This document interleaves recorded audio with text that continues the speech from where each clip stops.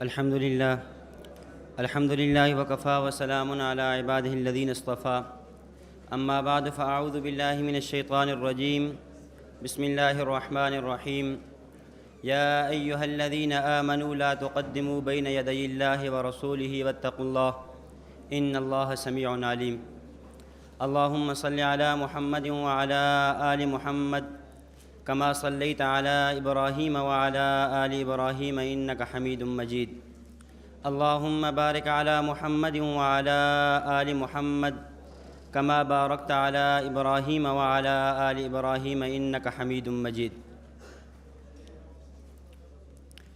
شریعت مطہرہ کے بنیادی طور پر دو اجزاء ہیں، نمبر 1 عقائد، نمبر 2 مسائل، اور پھر ان دونوں کو نبی علیہ الصلاۃ والسلام سے لے کر ہم تک جو پہنچانے والے افراد ہیں، رجال ہیں، جنہیں ہم شخصیات یا اکابر کے نام سے موسوم کرتے ہیں، تو گویا ہم کہہ سکتے ہیں کہ شریعت کے اندر 3 چیزیں بہت اہم ہیں۔ نمبر 1 عقائد، نمبر 2 اعمال، نمبر 3 شخصیات۔ اور اہل بدعت نے ان تینوں چیزوں کے متعلق ہم سے اختلاف کیا ہے، عقائد میں بھی اختلاف کیا ہے، اعمال یعنی بدعات بھی انجام دی ہیں، اور شخصیات عبارات میں بھی انہوں نے اختلاف کیا ہے۔ اور یاد رکھیں، جب بھی کوئی بدعتی آپ سے گفتگو کرے گا تو اس کی پہلی کوشش یہ ہوگی کہ وہ آپ سے عبارات پہ گفتگو کرے، وہ آپ پہ شخصیات پہ گفتگو کرے۔ جس طرح مرزائیوں کے ساتھ ہمارے 3 عنوان مختلف ہی ہیں۔ نمبر 1 صدق و کذب مرزا، نمبر 2 اجراء نبوت ختم نبوت، نمبر 3 حیات و وفات عیسیٰ علیہ السلام۔ اب ان 3 عنوانات میں سے جب بھی کوئی مرزائی گفتگو کرنے کی کوشش کرے گا تو بنیادی طور پہ اس کی کوشش یہ ہوگی کہ میں کسی بھی مسلمان سے جو گفتگو کروں وہ حیات و وفات عیسیٰ علیہ السلام پر ہو، جبکہ ہمیں چاہیے ہم اس عنوان کو اختیار نہ کریں، چونکہ یہ عنوان علمی ہے، عوام الناس میں عام طور پہ یہ عنوان سمجھانا مشکل ہو جاتا ہے، عوام سمجھ نہیں پا سکتی۔ اس لیے ہم جب بھی عنوان اختیار کریں ہمارا عنوان صدق و کذب مرزا ہونا چاہیے، کہ ہم سب سے پہلے یہ تو متعین کریں نا کہ مرزا غلام احمد قادیانی کی شخصیت کیسی تھی، کیا وہ اس لائق بھی تھا کہ اسے درجہ نبوت پہ فائز کیا جا سکے؟ اس لیے ہماری کوشش یہ ہونی چاہیے۔ اسی طریقے سے میں عرض کر رہا تھا کہ اہل بدعت کی ہمیشہ سے یہ کوشش ہوتی ہے کہ جب بھی کسی اہل سنت سے بات کرتے ہیں تو وہ آپ کے سامنے عبارات لائیں گے، لیکن اصل میں عبارات میں کیا ہے کہ عبارات کے بارے میں، چونکہ عبارات ہمارا عنوان نہیں ہے، آپ پڑھ چکے ہیں، لیکن ایک اصولی بات ذہن نشین فرما لیں۔ جب بھی وہ آپ کے سامنے ہمارے کسی بزرگ کی کوئی بھی عبارت پیش کریں اور یہ کہیں کہ آپ کے فلاں نے یہ لکھا ہے، فلاں عالم نے یہ لکھا ہے، فلاں بزرگ نے یہ لکھا ہے، اس کے بارے میں آپ بنیادی طور پر یہ بات کہہ دیں کہ بھائی دیکھیں، ہم اپنی عبارات کی صفائی اس بندے کو پیش کریں گے جو بندہ خود صاف ہو۔ جو بندہ خود ہی صاف نہیں ہے ہم اس کو اپنی صفائی کیسے پیش کریں؟ مثال کے طور پہ ایک بندہ بہت بڑا ڈاکو ہے، چور ہے، اس کا ڈاکو ہونا، اس کا چور ہونا یعنی پورے علاقے کے اندر مشہور ہے اور معروف ہے۔ اب ایک آدمی ہے، اس کے اوپر بس چوری کا الزام ہے۔ اب وہ چور آ کر کہتا ہے جو مشہور ہے کہ بھئی آپ نے چوری کیوں کی؟ یہ کہتا ہے بھئی میرے اوپر تو فقط چوری کا الزام ہے، وہ بھی حقائق دیکھے جائیں تو میں چور نہیں ہوں، محض میرے اوپر الزام ہے۔ بھئی بات تو آپ کے بارے میں ہے کہ آپ کا چور ہونا اتنا مسلم ہے، اتنا واضح ہے، اتنا معروف و مشہور ہے، اور آپ مجھ سے بات کہتے ہیں۔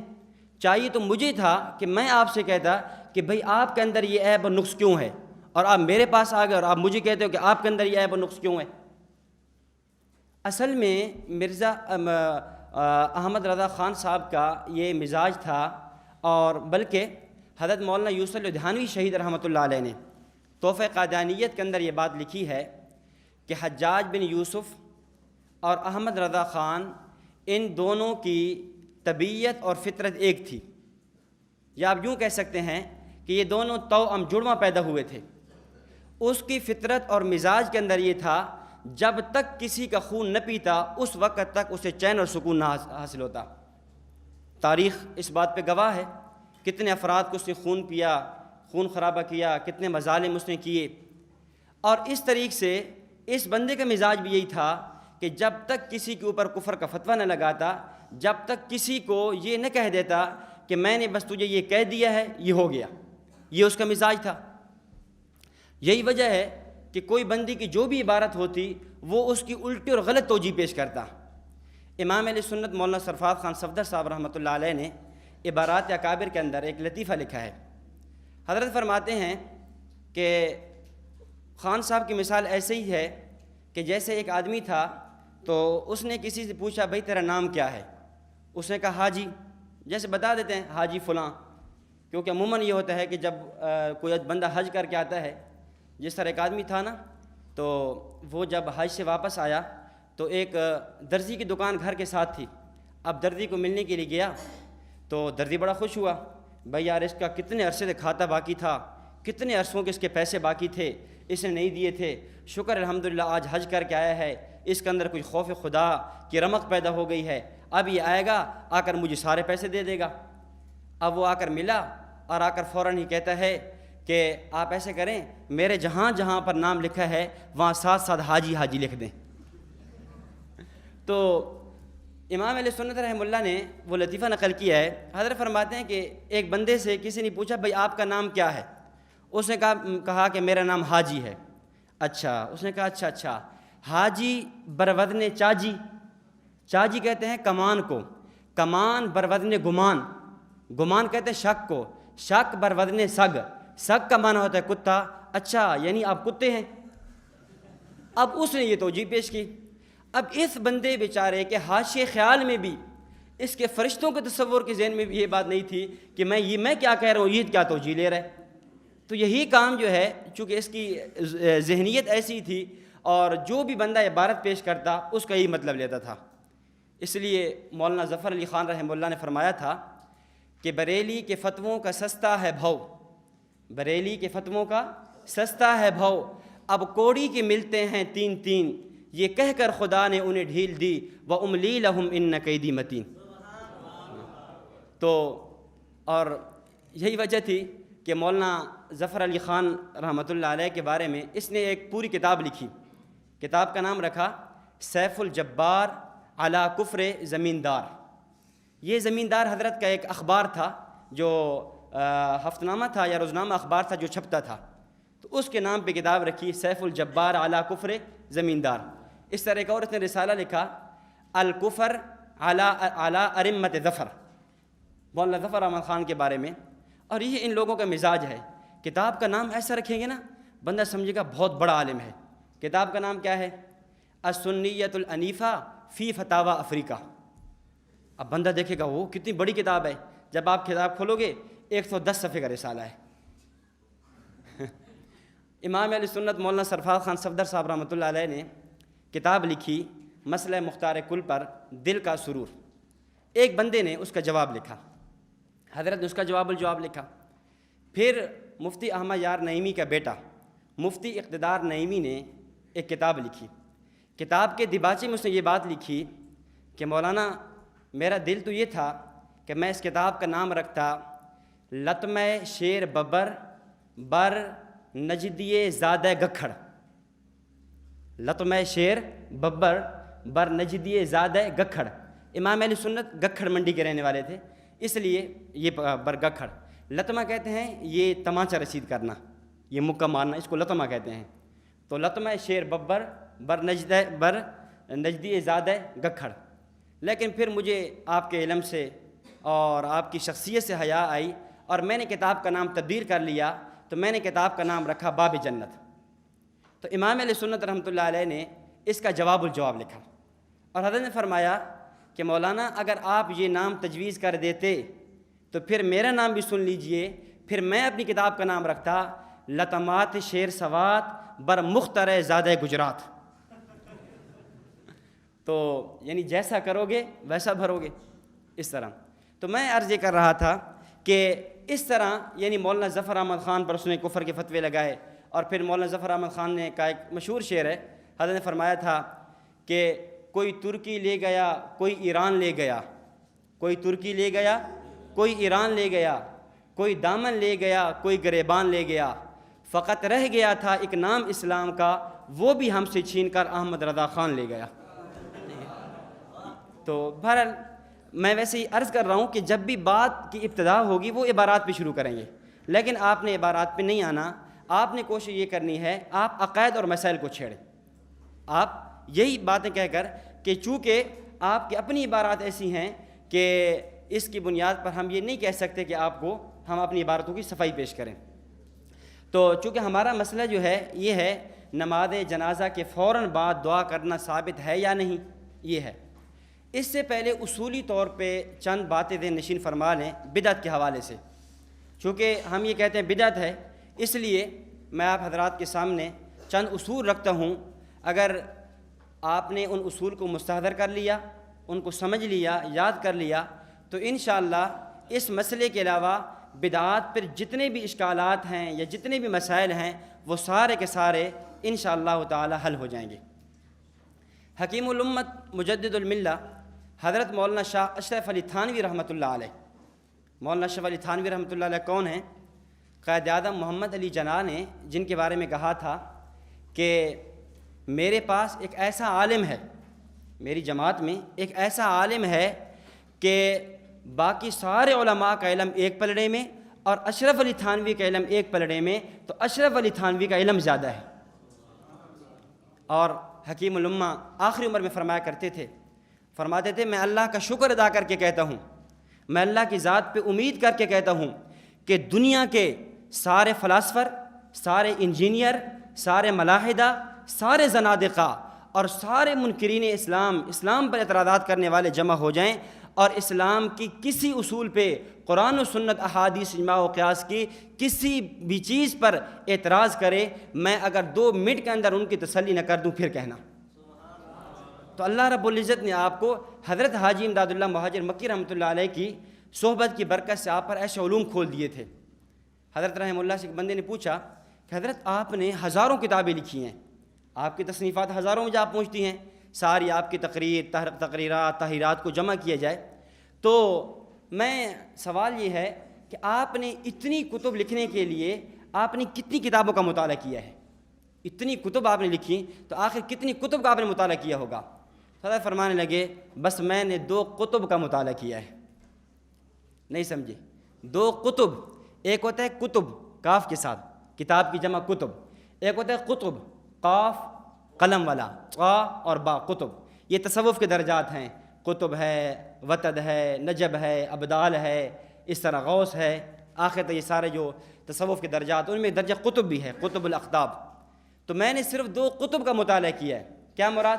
یعنی 2 کتب، ایک سید الطائفہ حضرت حاجی امداد اللہ مہاجر مکی رحمۃ اللہ علیہ اور دوسرے حضرت مولانا رشید احمد گنگوہی رحمۃ اللہ علیہ کا۔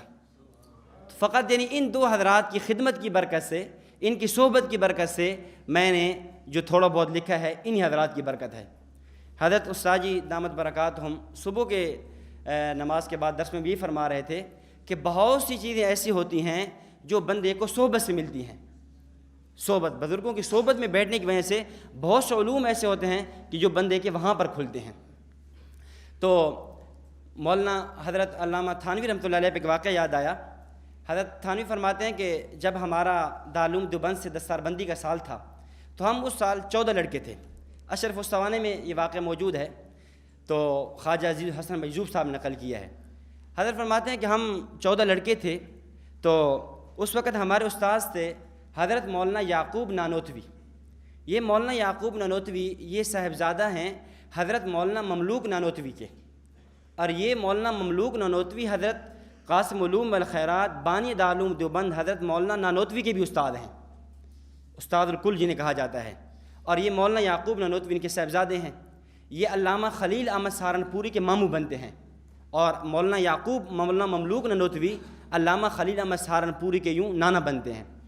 تو ہمارے استاد سے مولانا یعقوب نانوتوی، تو میں استاد جی کے پاس، تو ہم ساتھیوں نے مشورہ کیا کہ کہ بھئی ہمیں کوئی ابھی اتنے بڑے بڑے علماء آئیں گے، ہمیں دستار بندی ہوگی، دستار فضیلت بندوائی جائے گی، اور تو اس لیے بہتر یہ ہے کہ ہم میں سے کوئی ساتھی چلا جائے اور جا کر مولانا یعقوب نانوتوی رحمۃ اللہ علیہ سے یہ بات عرض کرے کہ حضرت ہمارے اندر اتنی صلاحیت نہیں ہے کہ ہمیں دستار فضیلت باندھی جائے، پھر بعد میں ہمارے اوپر، چونکہ آپ ہمارے استاذ ہیں، آپ کی عظیم شخصیت ہے، آپ کے نام کا لیبل ہوگا اور پھر ہم آپ کی بدنامی کے سبب اور ذریعہ بنیں گے۔ تو کہتے ہیں کہ جماعت والوں نے میرا نام طے کیا، تو میں حضرت مولانا یعقوب نانوتوی، مولانا یعقوب صاحب رحمۃ اللہ علیہ کے پاس پہنچا، تو حضرت کا آخری عمر تھی، حضرت ٹیک لگا کر مطالعہ کر رہے تھے، تو میں نے حضرت سے جا کر ساری بات عرض کی۔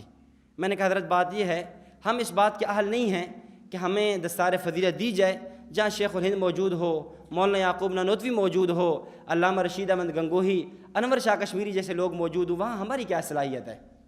تو حضرت مولانا یعقوب نانوتوی رحمۃ اللہ علیہ نے ایسے اوپر دیکھا اور ہنس کے فرمایا اشرف علی، تیری مثال اور تمہارے باقی ساتھیوں کی مثال ایسے ہے جیسے ایک سورج نکلا ہوا ہو، سورج چمک رہا ہو، سورج اپنی پوری رعنائیاں اور جولائیاں بکھار رہا ہو، اور سورج کے سامنے ایک دیا ٹمٹما رہا ہو، ایک چراغ جل رہا ہو، اور یہ صرف، اور جب ہی سورج غروب ہوگا اس کے بعد دنیا کے جو بھی لوگ آتے ہیں اسی چراغ کی طرف متوجہ ہوتے ہیں۔ اس طرح اب ہمارا سورج جلا ہوا ہے، ہم نے جانا ہے، اس کے بعد اشرف علی تمہارا نام ہونا ہے۔ تو یہ حضرت تھانوی رحمۃ اللہ علیہ کے چند اصول ہیں جو میں آپ کو ذکر کرتا ہوں، ان اصولوں کو آپ ذہن نشین فرما لیں تو انشاءاللہ بدعات کے مسئلے میں آپ کو کبھی بھی الجھن پیش نہیں ہوگی۔ پہلا اصول،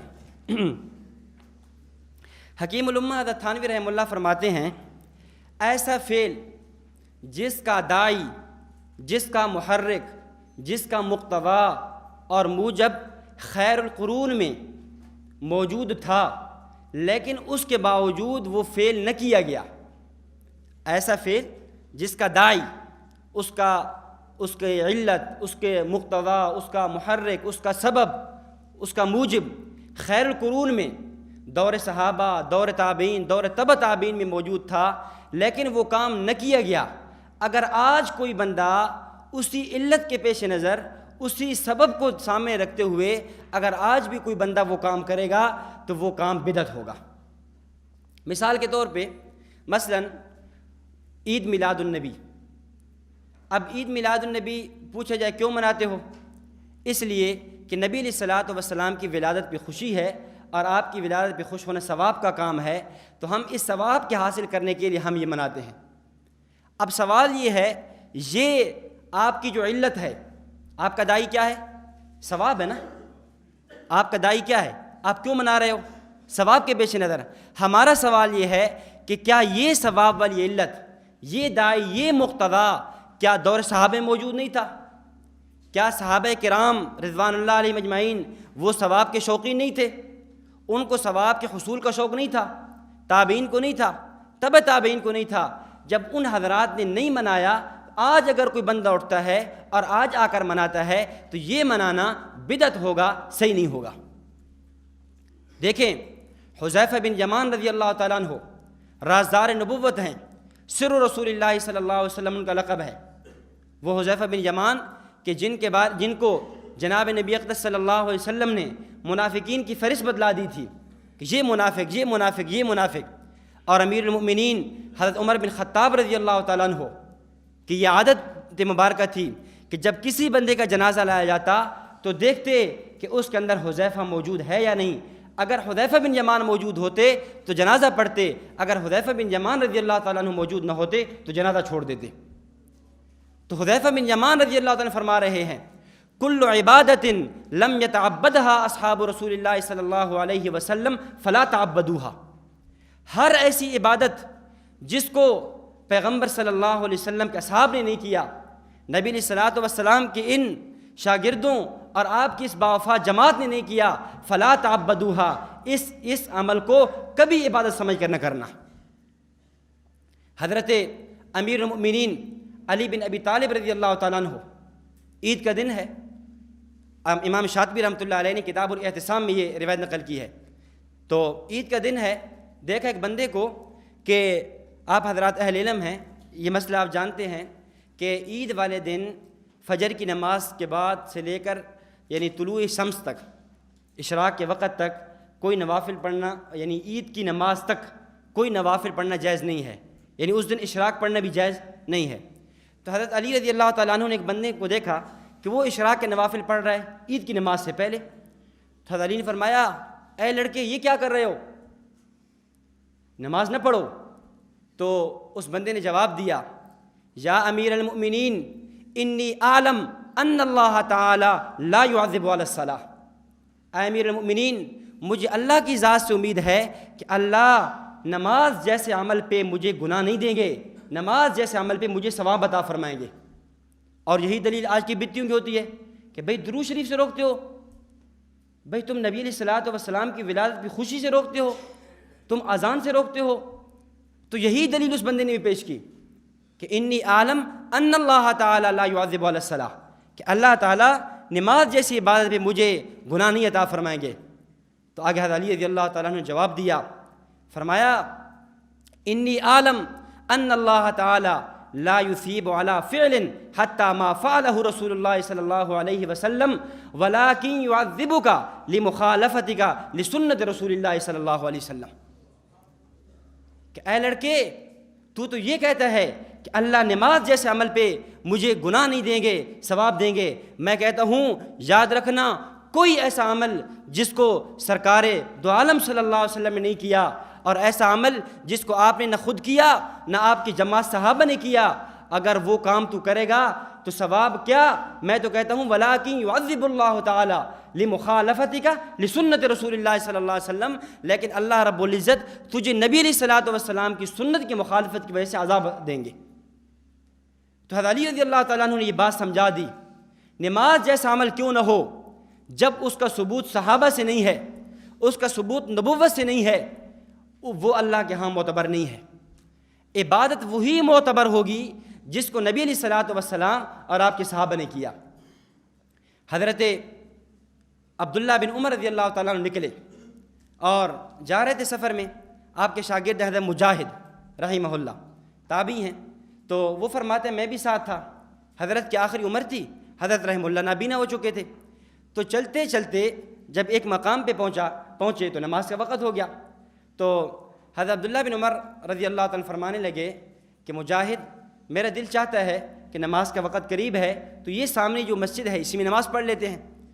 تو کہتا ہم مسجد میں چلے گئے، مسجد میں پہنچے، مؤذن نے اذان دی، اذان دینے کے بعد اس نے کہا الصلاۃ الصلاۃ الصلاۃ، جس کو فقہاء کی اصطلاح میں تثویب کہا جاتا ہے۔ تثویب کا مطلب یہ ہے جب اذان ہو جائے، اذان کے تھوڑے وقت اذان اور اقامت کے درمیان وقفہ کرتے ہوئے الصلاۃ الصلاۃ کی آواز لگانا اور لوگوں کو متوجہ کرنا اور لوگوں کو بلانا، یہ کرنا۔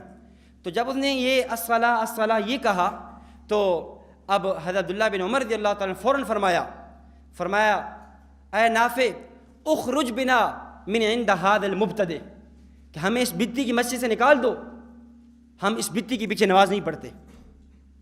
یہ بدعتی ہے، جب اللہ کے نبی اور صحابہ سے یہ بات ثابت نہیں ہے، آپ نے تصویب نہیں کی۔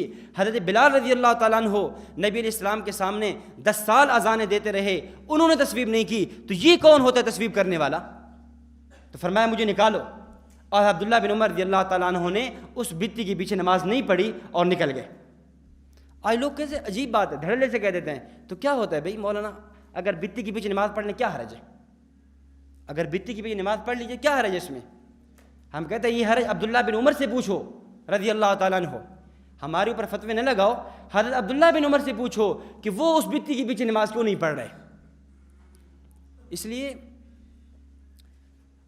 کوئی بندہ آپ سے پوچھے کہ بدعتی کے پیچھے نماز ہوتی ہے یا نہیں، تو اس کا جواب آپ یوں دیں کہ بھئی بدعتی کے پیچھے نماز ہوتی ہے یا نہیں وہ مسئلہ بعد میں ہے، پہلا مسئلہ یہ ہے کہ اگر کوئی بدعتی کے پیچھے کوئی سنی کھڑا ہو جائے تو کیا اس بدعتی کی اپنی نماز ہوتی ہے یا نہیں، پہلے یہ مسئلہ حل کرو۔ نہیں سمجھے؟ چلو ایک واقعہ سناتا ہوں پھر آپ کو بات سمجھ آ جائے گی۔ حضرت صاحب فرماتے ہیں یا بات کھلتی ہے مثال سے یا بات کھلتی ہے کس سے؟ واقعے سے۔ تو 1974 کی تحریک ختم نبوت تھی، اس میں ہمارے اکابر میں سے حضرت مفکر اسلام مفتی محمود صاحب رحمۃ اللہ علیہ پیش تھے، اور ادھر ان حضرات کے علماء بھی تھے۔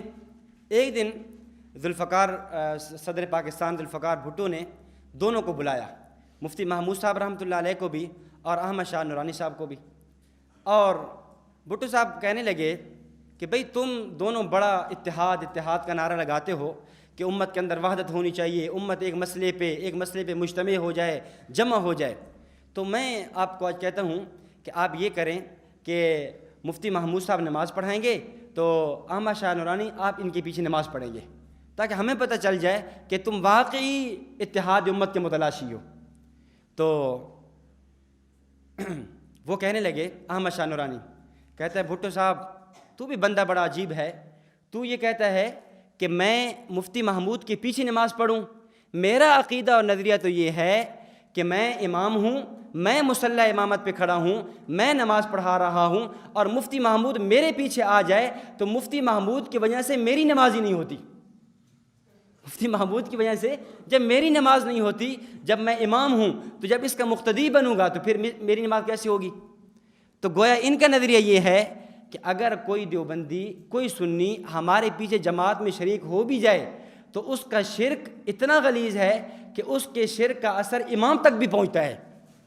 پہلے ابھی تک تو یہ مسئلہ سمجھتے رہے تھے نا کہ امام کی وجہ سے مقتدی کی نماز فاسد ہو جاتی ہے، لیکن یہ تو کبھی نہیں سنا کہ مقتدی کی وجہ سے امام کی نماز فاسد ہو جائے۔ یہ کیا کہہ رہے ہیں کہ کوئی بندہ پیچھے آ جائے اس کی وجہ سے امام کی نماز بھی چلی جاتی ہے۔ آپ بتائیں کہ جن حضرات کا یہ نظریہ ہو، اور ہم کیا کہتے ہیں، جب ان کے نظریے کے مطابق امام کی نماز گئی، اب بتاؤ مقتدی کی نماز بچی یا نہیں بولتے ہو؟ اب بھائی جب ان کے اپنے نظریے کے مطابق امام کی نماز ختم، امام کی نماز کیا ہو گئی؟ ختم ہو گئی۔ اب سوال یہ ہے کہ مقتدی کی نماز بچی ہے یا نہیں؟ جب نہیں بچی تو پھر کیوں ان کے پیچھے نمازیں پڑھتے ہو؟ سمجھ آ گئی؟ اب یہ ایک ایسا جواب ہے، اس کے اندر جو ہے بات آپ پہ نہیں آئے گی۔ اگر آپ یہ جواب اختیار کریں گے کہ آپ کہتے بھائی ہم تو شریف لوگ ہیں، ہم تو عالمی اتحاد والے ہیں، ہم تو اتحاد چاہتے ہیں، ہم تو چاہتے ہیں ان کے پیچھے نماز پڑھیں، لیکن مسئلہ یہ ہے کہ ہماری وجہ سے ان کی نماز نہیں ہوتی، جب ان کی نماز نہیں ہوتی تو ہماری خود بخود نہیں ہوتی۔ سمجھ آ گئی نا؟ وہی ہے نا، کان تو پکڑنا ہے، ادھر سے پکڑیں یا ادھر سے پکڑیں، بات تو ایک ہی ہے۔ جی تو بات وہ بہت دور چلی گئی۔ ہاں تو میں عرض کر رہا تھا کہ جب جو فعل جس کا داعی اور موجب اور مقتدا خیر القرون میں موجود تھا، لیکن اس کے باوجود انہوں نے نہیں کیا، اب اس کو کام کرنا بدعت ہوگا۔ اب میں آپ سے پوچھتا ہوں کہ 12 ربیع الاول کا یہ دن نبی علیہ الصلوۃ والسلام جب دنیا سے پردہ فرما گئے، یہی 12 ربیع الاول کا دن حضرت ابوبکر صدیق رضی اللہ تعالیٰ عنہ کی زندگی میں آیا، یہی 12 ربیع الاول کا دن عمر بن خطاب کی زندگی میں آیا، یہی 12 ربیع الاول کا دن حضرت عثمان بن عفان کی زندگی میں آیا، یہی 12 ربیع الاول کا دن حضرت علی بن ابی طالب کی زندگی میں آیا، حضرت حسن اور حسین کی زندگی میں آیا، کبار تابعین تبع تابعین کی زندگیوں میں آیا، امام اعظم ابو حنیفہ، امام شافعی، امام مالک، امام احمد بن حنبل، ان تمام حضرات کی زندگیوں میں آتا رہا۔ چلتے چلتے سن 604 ہجری تک کے تمام فقہا، مجتہدین، مفسرین، متکلمین، محدثین کی زندگیوں میں آتا رہا۔ اگر کسی ایک آدمی نے اس دن میں خوشی کی ہے یا میلاد کیا ہے تو وہ دکھا دیں، کوئی ہے دلیل؟ سن 604 ہجری کے اندر موصل شہر کے اندر پہلا آدمی مظفر الدین کوکری بن اربل، یہ وہ آدمی ہے جس نے اس بدعت کی بنیاد رکھی، اور اس پہ کتابیں گواہ ہیں، اور یہ یہاں ہے، بلکہ اس میں یہاں برصغیر ہندوستان کے اندر، برصغیر پاکستان کے اندر آ کر جو سب سے پہلا جلوس نکالا گیا وہ 1929 میں عنایت اللہ قادری نام کے ایک آدمی تھا، ایک کتاب چھپی ہے سبیل الرشاد فی تحقیق المیلاد، اس کتاب کے اندر یہ واقعہ تفصیل سے موجود ہے کہ برصغیر ہندوستان کی سرزمین پہ، چونکہ اس وقت پاکستان تو بنا نہیں تھا، 1929 کی بات ہے، 1929 کے اندر ایک بندہ تھا، اس کا نام تھا عنایت اللہ قادری، اور یہ ہندو تھا، یہ ہندو سے مسلمان ہوا، اور یہ رام لیلا، یہ ہندوؤں کی رسم ہے رام لیلا، یہ رام لیلا کا جلوس نکالا کرتا تھا۔ تو اس جلوس کے اندر، رام لیلا کے جلوس کے اندر، اس نے جب وہ جلوس ختم ہوا تو اس نے کہا بھائی ہم تو ہندو تھے، ہم تو اپنے رام لیلا کا جلوس نکالا کرتے تھے، اب ہم مسلمان ہو گئے تو ہمیں بھی ہمارے نبی کا جلوس نکالنا چاہیے۔ تو 1929 کے اندر لاہور سے پہلا جلوس نکلا تھا جو اس عنایت اللہ قادری نکالا تھا، اور آج بھی اس کے مکان کے دروازے پہ لکھا ہوا ہے عنایت اللہ قادری بانی عید میلاد النبی المتوفی جنوری 2001، یہ آج بھی لکھا ہوا ہے۔ تو ہم کہتے ہیں جب اس کا وجود خیر القرون میں نہیں تھا، اب اس کو کرنا کیا ہوگا؟ بدعت ہوگا۔ پہلا نمبر۔ دوسرا اصول حضرت فرماتے ہیں، دوسرا یہ ہے امر مطلق ہو اس کو مقید۔ چلو اسی بات پہ میں ایک اور بات عرض کرتا چلوں، چونکہ عید میلاد النبی کی بات آ گئی تو ہماری چونکہ کوشش یہ ہوتی ہے کہ جتنی بھی شبہات پیدا ہوں کسی مسئلے پہ ہم ان شبہات کو واضح کر دیں۔ ایک شبہ اور دلیل عموماً پیش کی جاتی ہے کہ بھائی دیوبندی تو جلوس سے منع کرتے ہیں، عید میلاد النبی سے منع کرتے ہیں، اور اپنے سید الطائفہ حاجی امداد اللہ مہاجر مکی کو نہیں دیکھتے، وہ تو جلوس نکال رہے ہیں۔ اگر جلوس نکالنا غلط ہے تو حاجی امداد اللہ مہاجر مکی نے کیوں نکالے؟ اگر عید میلاد النبی منانا غلط ہے تو حاجی امداد اللہ مہاجر مکی رحمہ اللہ کیوں منا رہے ہیں؟ یہ ایک اعتراض ہوگا ہے جو آپ حضرات نے سنا ہوگا، یا چلو نہیں سنا تو اب سن لیں۔ حضرت اس کا جواب سمجھے اچھی طرح، دو باتیں الگ الگ ہیں۔ ایک بات تو یہ ہے کہ جو جلوس آج نکالے جاتے ہیں اور جو حضرت حاجی امداد اللہ مہاجر مکی رحمۃ اللہ علیہ نکالا کرتے تھے ان میں فرق ہے، نام وہی ہے، اصل اور ہے۔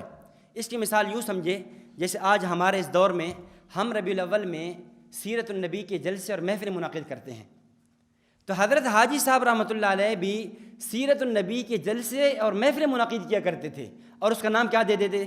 عید میلاد النبی۔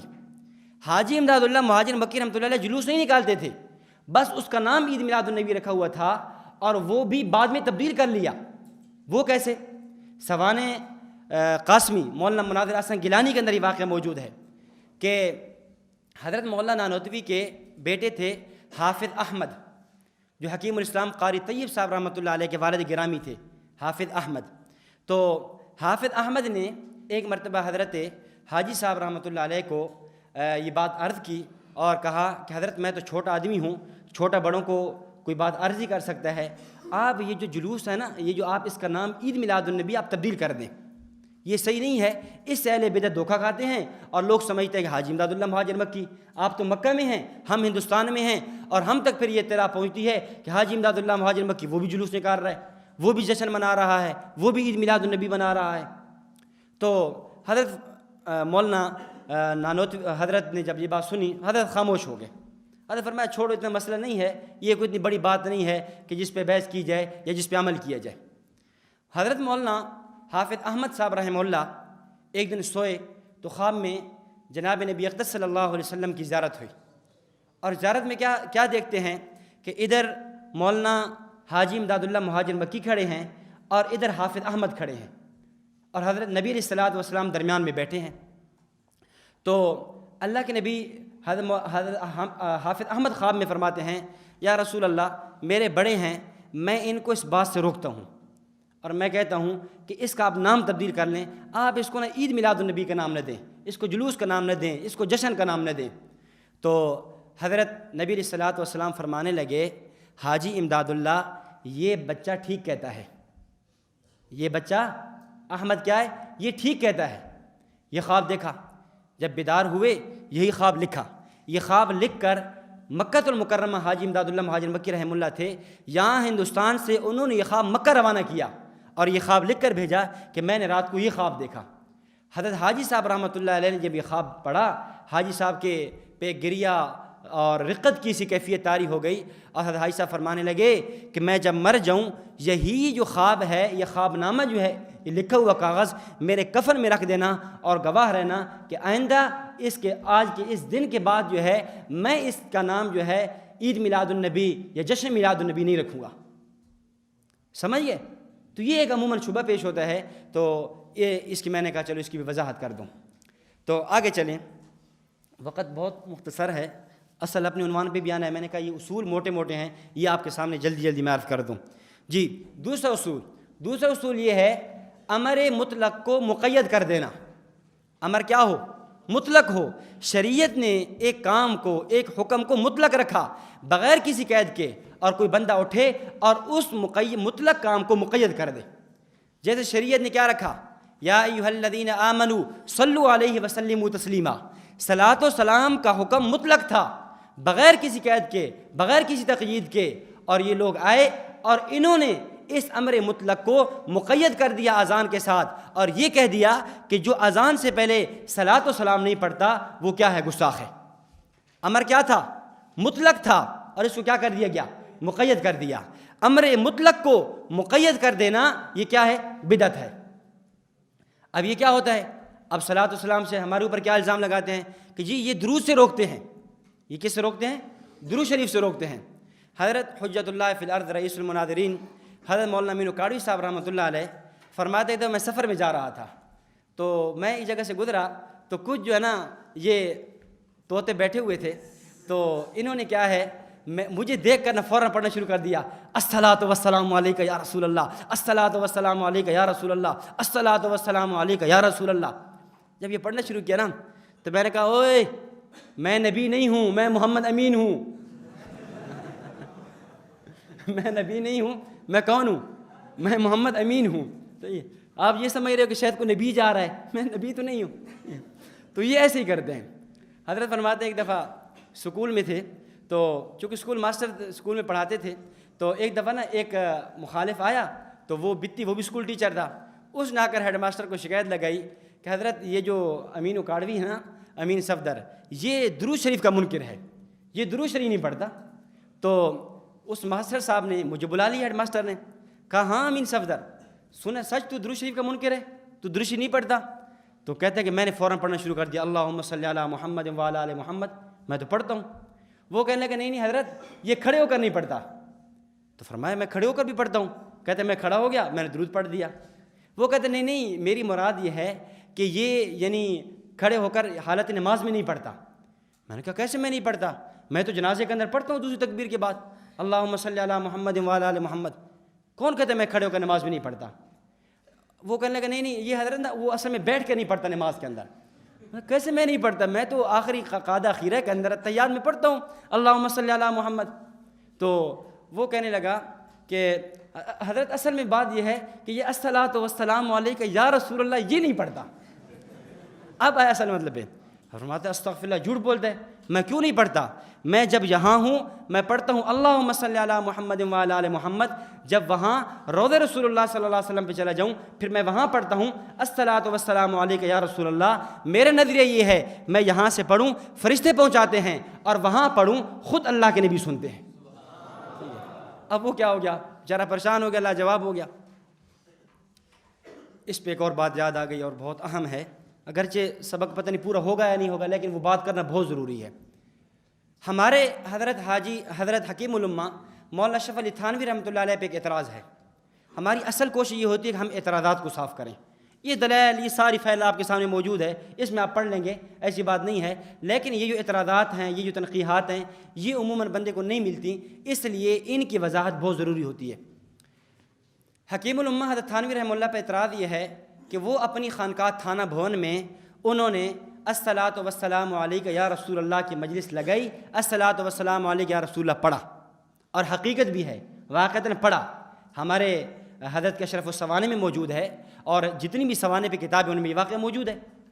اب یہ عموماً اہل بدعت پیش کرتے ہیں، کہتے ہیں کہ اگر صلاۃ و سلام پڑھنا یہ ناجائز ہے، صلاۃ و سلام پڑھنا گناہ ہے، ہمارا سوال یہ ہے حکیم الامت مولانا اشرف علی تھانوی اگر وہ صلاۃ و سلام پڑھے تو جائز، ہم پڑھے تو ناجائز، یہ کیا الٹی گنگا ہے؟ وہ پڑھے تو تم کہتے ہو جائز ہے، ہم کہتے پڑھے تو تم کیا کہتے ہو؟ ناجائز ہے۔ تو اس کا جواب سمجھ لیں، بلکہ جواب میں آپ کو ایک واقعہ سناتا ہوں، اس سے جواب آپ کو آسانی سمجھ آ جائے گا۔ حضرت مولانا امین اکاڑوی صاحب رحمۃ اللہ علیہ کا ایک جگہ پہ تھے، تو وہاں پر دو بندوں کا مناظرہ تھا، ایک طرف بتی تھے اور دوسری طرف منکرین حیات انبیاء وہ لوگ تھے۔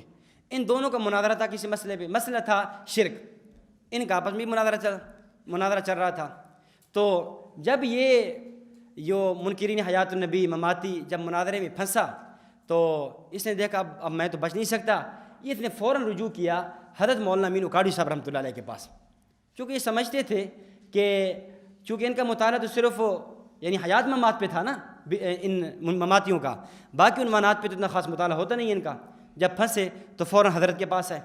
حضرت مولانا امین اکاڑوی صاحب رحمۃ اللہ علیہ مناظرے تشریف لے گئے، تو مناظرے میں حضرت اکاڑوی صاحب نے جب اس کے چہرے کو دیکھا تو حضرت کو کچھ شک سا ہوا کہ بندہ جو ہے نا یہ کچھ گڑبڑ لگ رہا ہے، مماتی لگ رہا ہے۔ حضرت پوچھا اے تو مماتی تو نہیں ہے؟ کہتے نہیں حضرت میں دیوبندی ہوں۔ کہا اچھا پھر ٹھیک ہے۔ اچھا وہ چونکہ مناظر تھا، حضرت صدر مناظر بن گئے، مناظرہ شروع ہوا۔ اس نے کہا، اب بریلوی بتی کھڑا ہوا، اس نے مناظرے میں دلیل پڑھی، اس نے کہا اگر الصلاۃ والسلام علیک یا رسول اللہ پڑھنا شرک ہے تو یہ شرک تمہارے حکیم الامت اشرف علی تھانوی نے کیا ہے، اور انہوں نے بھی اپنی خانقاہ کے اندر الصلاۃ والسلام علیک یا رسول اللہ پڑھا ہے، تو پھر مشرک ان کو کہو۔ اب یہ مماتی فوراً کھڑا ہوا اور کہا اگر حکیم الامت اشرف علی تھانوی نے پڑھا نا وہ بھی کافر، وہ بھی مشرک۔ حضرت قاری صاحب پریشان ہو کہ بھائی یہ کیا ہوا، یہ کیا ہوا، میں تو قابل میں دیوبند کے دفاع میں، اور اس بندے نے کیا یہ تو ستیہ ناش کر دیا۔ حضرت کا تو چونکہ بڑا وسیع مطالعہ تھا حضرت رحمہ اللہ کا، حضرت فرمانے لگے کہ بھائی، حضرت فرمائے بات سنو، دیکھو میں صدر مناظر ہوں، پہلے میری بات سنو۔ بات یہ ہے کہ یہ جو واقعہ یہ پڑھ رہا ہے یہ اس واقعے کو پورا پڑھے۔ حضرت نے جو صلاۃ والسلام پڑھا ہے نا یہ واقعہ پورا پڑھے۔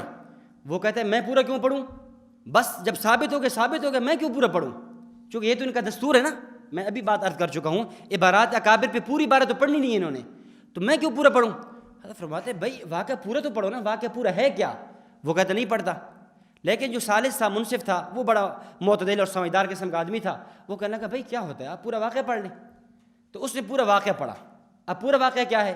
پورا واقعہ یہ ہے، مولانا علامہ ظفر احمد عثمانی صاحب اعلیٰ السنن، علامہ ظفر احمد عثمانی رحمۃ اللہ علیہ عمرے کے لیے جا رہے تھے، تو حکیم الامہ حضرت تھانوی نے فرمایا کہ ظفر احمد جب در اقدس پہ پہنچنا، روضہ رسول اللہ صلی اللہ علیہ وسلم پہ پہنچنا، جا کر میرا سلام عرض کرنا۔ حضرت مولانا ظفر احمد عثمانی فرماتے ہیں میں یہاں سے نکلا، میں وہاں پہنچا، میں نے سلام کیا، لیکن مجھے اپنے استاد حضرت تھانوی کا سلام پہنچانا بھول گیا۔ پھر کیا ہوا، میں رات کو سویا، میں خواب میں کیا دیکھتا ہوں کہ اللہ کے نبی صلی اللہ علیہ وسلم تشریف لاتے ہیں اور آ کر فرماتے ہیں ظفر احمد کتنا بڑا ظلم کہ میرے اشرف علی تھانوی نے تجھے میرا سلام دیا تھا اور تو نے سلام بھی نہیں پہنچایا۔ جب یہ بات کہی تو مولانا ظفر احمد عثمانی فرمانے لگے یا رسول اللہ معذرت میں تو بھول گیا تھا۔ آپ نے فرمایا بس یہ بھول گیا تھا تو بھول گیا تھا، یہ بات نہ بھولنا، جا کر اشرف علی تھانوی کو میرے سلام بھی دینا، اور میں یہ سمجھتا ہوں کہ شرک اور بدعات کے خاتمے میں اشرف علی تھانوی بہت بڑا کام کر رہا ہے۔ جب یہ بات ہوئی علامہ ظفر احمد عثمانی واپس لوٹے، حضرت تھانوی نے سفر کی ساری کارگزاری سنی، حضرت تھانوی فرمانے لگے ظفر احمد وہ میرا سلام پہنچایا تھا، تو ظفر احمد عثمانی رونے لگ گئے۔ فرماتے ہیں حضرت بڑا عجیب واقعہ پیش آیا۔ فرمایا کیا؟ تو انہوں نے یہ واقعہ سنایا کہ یا رسول اللہ میں سویا، اللہ کے نبی آئے اور آپ نے فرمایا ظفر یہ کیا ظلم ہے، اشرف علی تھانوی نے سلام دیا تھا اور تو نے اس کا سلام بھی نہیں پہنچایا۔ جب یہ بات کہی اور پھر فرمایا کہ اللہ کے نبی نے فرمایا کہ ظفر میرا سلام اشرف علی کو پہنچا دینا، اشرف علی شرک و بدعات کا بہت بڑا کام کر رہا ہے۔ حکیم الامت نے جب یہ جملہ سنا حضرت رونے لگے۔ حضرت نے فرمایا کہ ظفر احمد پھر وہ خواب نقل کرو، اللہ کے نبی نے کیا فرمایا، انہوں نے پھر نقل کیا۔ حضرت تھانوی جھومنے لگے، پڑھنے لگے الصلاۃ والسلام علیک یا رسول اللہ۔ ظفر کیا اللہ کے نبی نے کیا جملے فرمائے، علامہ ظفر احمد عثمانی نے پھر نقل کیا۔ حضرت تھانوی جھومنے لگے، کہنے لگے الصلاۃ والسلام علیک یا رسول اللہ۔ اس طرح چلتا رہا، حضرت تھانوی پہ وجد کی کیفیت سی طاری ہو گئی۔ حضرت تھانوی اپنے موردین اور خلفاء کو کہنے لگے آج کے دن ہم یہ تصور کریں گے ہم روضہ رسول پہ موجود ہیں اور وہاں پر بیٹھ کے اللہ کے نبی ہمارا سلام سن رہے ہیں، لہذا ہر بندہ آج الصلاۃ والسلام علیک یا رسول اللہ کا ورد کرے۔ یہ ہے پورا واقعہ۔ جب یہ واقعہ سنایا تو وہ جو منصف اور ثالث کہنے لگا اچھا وہ دیوبندی علماء جن کے بارے میں ہم نے یہ سنا تھا وہ گستاخ رسول ہیں، وہ بدتی ہیں، وہ نبوت کی توہین کرتے ہیں، وہ فلاں ہیں، وہ یہ ہیں، وہ تو اتنے بڑے عاشق رسول کہ در اقدس سے ان کو سلام آ رہے ہیں۔ اور فرمایا کہ آئندہ آج کے بعد جو ہے کوئی بدتی ہمارے یہاں آ کر علماء دیوبند سے مناظرہ نہیں کرے گا۔ میں سمجھتا ہوں اور آج میں یہ فیصلہ سناتا ہوں اس مسئلے میں، اور بلکہ کیا اہل سنت والجماعت علماء دیوبند حقانیت پہ ہے۔ تو یہ یعنی پورا واقعہ ہے۔ اب پورا واقعہ نقل نہیں کرتے اور یہ کیا کہہ دیتے ہیں، آدھی بارہ دکھا دیتے ہیں۔ حضرت تھانوی نے بھی الصلاۃ والسلام علیہ رسول اللہ پڑھا تھا۔ ایک بات عرض کرتا ہوں، اور تحذیر الناس پہ آپ حضرات عبارات اکابر میں پڑھ چکے ہیں تفصیل. تحذیر الناس پہ کتنا بڑا طوفان برپا کیا جاتا ہے، طوفان بدتمیزی مچایا جاتا ہے، اور کہا جاتا ہے کہ حضرت نانوتوی رحمۃ اللہ علیہ ختم نبوت کے منکر تھے، حضرت نانوتوی یہ تھے، حضرت نانوتوی یہ تھے. اس طرح کی کئی باتیں کی جاتی ہیں. ایک واقعہ سننا. تسکین الصدور ایک رسالہ چھپتا تھا بہاولپور سے. ایک تسکین الصدور امام اہل سنت کی کتاب ہے، وہ کتاب کی بات نہیں کر رہا. ایک رسالہ چھپتا تھا بہاولپور سے، اس کے اندر یہ واقعہ درج ہے. اشتیاق احمد کا نام آپ نے اکثر حضرات نے سنا ہوگا. اشتیاق احمد اشتیاق احمد مرحوم رحمہ اللہ جو بچوں کے اسلام کے ایڈیٹر تھے، 2 باتیں بھی لکھتے تھے، اور عبداللہ فرانی ان کا قلمی نام تھا. اس نام پر ان کی کئی عنوانات، سیرت النبی قدم بقدم، خلافت راشدہ قدم بقدم، یہ چھپتے تھے. یہ انہوں نے واقعہ نقل کیا ہے. وہ فرماتے ہیں میں لاہور ہائی کورٹ میں تھا. ایک دفعہ یہ ہوا کہ میرا ایک وکیل تھا، ہم 3 آدمی تھے، تو ہمارے تینوں کی بڑی گہری دوستی تھی. تو ہم دونوں جب وقفہ ہوتا 11-12 بجے، ہم اس وقفے میں باہر آتے، باہر آ کر ہم گپ شپ لگاتے. تو ایک دن اس طرح یوں باہر آئے اور بیٹھے، تو وہ کہنے لگا، وکیل کہنے لگا یار میں نے ویسے نام لے لیا حضرت نانوتوی کا. وہ کہنے لگا نانوتوی کو چھوڑ، وہ اتنا گستاخ رسول ہے، وہ تو فلاں ہے، اس کی بات نہ کرنا. تو وکیل چونکہ تھا سمجھدار، لیکن اس نے تحذیر الناس پڑھی نہیں تھی. میں نے یہ کیا، میں تحذیر الناس میں دوسرے دن لے آیا اور آ کر وکیل صاحب کو دے دی. میں نے کہا وکیل صاحب جس شخصیت کے بارے میں آپ باتیں کر رہے ہیں، آپ ذرا ان کی کتاب کا بھی مطالعہ فرما لیں. وکیل وہ کتاب لے کے گھر چلا گیا. اب اگلا دن آیا تو وکیل صاحب نہ آئے، وہ حاضر نہ ہوئے. اب میں اور میرا دوست پریشان، بھئی وہ کیوں نہ آیا، خیریت تو ہے، کیا ہوا؟ دوسرا دن ہوا، پھر وہ نہ آیا. ہم اور پریشان، خیریت تو ہے، وہ کیوں نہیں آیا؟ جب ہماری پریشانی بڑھ گئی تو میں نے کہا پتہ نہیں وہ میری بات پہ ناراض ہو گیا، میں نے تحذیر الناس دے دی، میں نے عقائد کی گفتگو چھیڑ دی، شاید اس سے وہ پریشان ہو گیا ہے. چلو جاتے ہیں اس کے گھر جا کر اس سے جا کر پوچھتے ہیں خیریت تو ہے. ہم چلے گئے، ہم اس کے گھر جا کر پہنچے. ہم نے دروازہ کھٹکھٹایا، اس کی بیوی یا بیٹی غالباً لکھا تھا، اس کی بیوی یا بیٹی وہ نکلی. اور ہم نے پوچھا بھائی آپ کے والد صاحب کدھر ہیں؟ وہ کہنے لگے کہ بھائی 2 دن پہلے وہ آئے تھے، ایک کتاب ایک رسالہ تھا چھوٹا تھا ان کے ہاتھ میں، وہ پڑھتے رہے، روتے رہے، بالآخر وہ بیہوش ہو گئے. جب بیہوش ہوئے ہم ڈاکٹروں کے پاس لے گئے تو ڈاکٹر نے کہا بھائی اس بندے کے دل پہ اثر ہوا ہے، لہذا آپ اس بندے کو کچھ نہ کہیں اور اس سے کسی کی ملاقات نہ کرائیں اور اس کو یوں رہنے دیں. تو ہم واپس آ گئے، ہم نے کہا چلو ملاقات نہیں کرنے دیتے تو نہیں کرتے. تو جب اگلا دن ہوا ہمیں اطلاع پہنچی کہ وہ وکیل صاحب فوت ہو گئے ہیں. جب ہم گئے تو اس کی بیوی نے یہ بات سنائی کہ بس وفات کے وقت اس کے جملے یہ تھے کہ ہے وہ ظالم لوگ جنہوں نے ساری زندگی میرے دل کے اندر ایک عاشق رسول حضرت مولانا قاسم نانوتوی رحمۃ اللہ علیہ کی عقیدت کو ختم کرا رکھا. حضرت نانوتوی کے بارے میں میرے دل کے اندر عجیب و غریب باتیں تھیں اور وہ ساری زندگی اس کو گستاخ رسول کہتے رہے. آج جب اس کی کتاب پڑھی تو مجھے اندازہ ہوا کہ کتنا بڑا عاشق رسول تھا. یہ جملہ کہا، یہ جملہ کہنے کے بعد وہ بندہ فوت ہو گیا. یہ مولانا قاسم نانوتوی رحمۃ اللہ علیہ. یعنی یہ ہے عبارات پوری نہیں پہنچتی، عبارات پورے نہیں پڑھتے، پھر کیا ہوتے ہیں؟ اعتراضات ہوتے ہیں. بہرحال اب آئیں بات کی طرف. تو یہ 2 اصول ہو گئے. اب دیکھیں تیسرا اصول یہ ہے کہ کوئی جو بدعت ہوگی، بدعت کا کوئی شجرہ نسب نہیں ہوگا، بدعت کا کوئی سلسلہ نسب نہیں ہوگا. یہ نہیں ہوگی کہ وہ یہاں سے نبی علیہ الصلوۃ والسلام تک پہنچ جائے. اور جو سنت ہوگی اس کا سلسلہ نسب ہوگا. آپ ناراض نہ ہوں، آپ اگر بدعت کی مذمت میں آپ صحابہ تابعین تبع تابعین کے اقوال پڑھیں، آپ کو اندازہ ہوگا کتنا بڑا جرم ہے. امام مالک رحمہ اللہ فرماتے ہیں، امام دار الہجرہ، کہ من ابتدع بدعۃ یراها حسنۃ فقد زعم ان محمد صلی اللہ علیہ وسلم خان الرسالہ. جو بندہ بدعت کرتا ہے گویا وہ یہ عقیدہ اور یہ نظریہ رکھتا ہے کہ جناب نبی اقدس صلی اللہ علیہ وسلم نے رسالت پہنچانے میں خیانت کی ہے. آپ اندازہ کریں، ظاہر ہے وہ ایک نیا دین امت کو دے رہا ہے اور وہ یہ بتا رہا ہے، قرآن تو کہہ رہا ہے الیوم اکملت لکم دینکم، آج دین پورا ہو گیا. یہ کہہ رہے ہیں نہیں، دین نہیں پورا ہوا، دین یہاں پہ پورا ہو رہا ہے. تو حضرت کیا بات کر رہا تھا؟ ہاں، بدعت کا جو ہے نا تیسرا اصول، بدعت حرامی ہوتی ہے، اس کا کوئی سلسلہ نسب نہیں ہوتا. آپ سنت اٹھا کر دیکھیں، ہر سنت کا کیا سلسلہ نسب ہوگا. مسواک سنت ہے، ہم ترمذی میں پڑھتے ہیں باب ما جاء فی سواک رسول اللہ. پگڑی سنت ہے. ہم ترمذی میں پڑھتے ہیں باب ما جاء فی عمامت رسول اللہ. اب جتنی بھی سنتیں ہیں ان کے ایک شجرہ ہے, ایک نسب ہے جو نبی علیہ الصلوۃ والسلام تک جا کر پہنچتا ہے. مثال کے طور پہ میں کہہ سکتا ہوں ترمذی شریف کے بارے میں کہ میں نے ترمذی پڑھی استاد محترم حضرت مولانا رشید اشرف سیفی صاحب رحمہ اللہ سے. رشید اشرف سیفی صاحب نے پڑھی شیخ الاسلام مفتی محمد تقی عثمانی صاحب دامت برکاتہم سے. شیخ الاسلام نے پڑھی حضرت مولانا سلیم اللہ خان صاحب رحمہ اللہ سے. مولانا سلیم اللہ خان نے پڑھی حضرت حسین احمد مدنی سے. حسین احمد مدنی نے پڑھی شیخ الہند محمود حسن دیوبندی سے. شیخ الہند محمود حسن دیوبندی نے پڑھی حجت الاسلام حضرت مولانا قاسم نانوتوی سے. مولانا قاسم نانوتوی نے پڑھی شاہ عبد الغنی سے. شاہ عبد الغنی نے پڑھی شاہ اسحاق سے. شاہ اسحاق نے پڑھی شاہ عبد العزیز محدث دہلوی سے. شاہ عبد العزیز محدث دہلوی نے پڑھی اپنے والد گرامی شاہ ولی اللہ سے. شاہ ولی اللہ نے پڑھی ابو طاہر الکردی سے. ابو طاہر الکردی نے پڑھی حسن بن ابراہیم سے. حسن بن ابراہیم نے پڑھی سلطان بن احمد سے. سلطان بن احمد نے پڑھی شہاب الدین سبکی سے. شہاب الدین سبکی نے پڑھی الشیخ نجیم سے. الشیخ نجیم نے پڑھی زین الدین زکریا سے. زین الدین زکریا نے پڑھی عبد الرحیم الشافی سے. عبد الرحیم الشافی نے پڑھی الشیخ عمر المراغی سے. الشیخ عمر المراغی نے پڑھی الشیخ عمر البغدادی سے. الشیخ عمر البغدادی نے پڑھی ابو الفتح عبد الملک سے. ابو الفتح عبد الملک نے پڑھی قاضی زاہد سے. قاضی زاہد نے پڑھی عبد الجبار الجراحی سے. عبد الجبار الجراحی نے پڑھی ابو العباس محمد بن عبد الملک سے. ابو العباس محمد بن عبد الملک نے پڑھی امام ابو عیسیٰ ترمذی سے.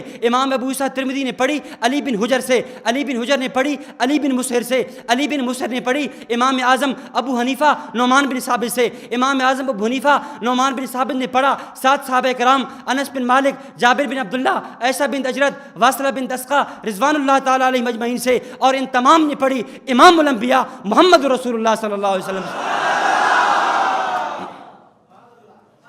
سے. تو یہ ہے کہ سنت کا نسب ہوتا ہے. یہ نہیں ہے کہ سنت کا نسب نہ ہو.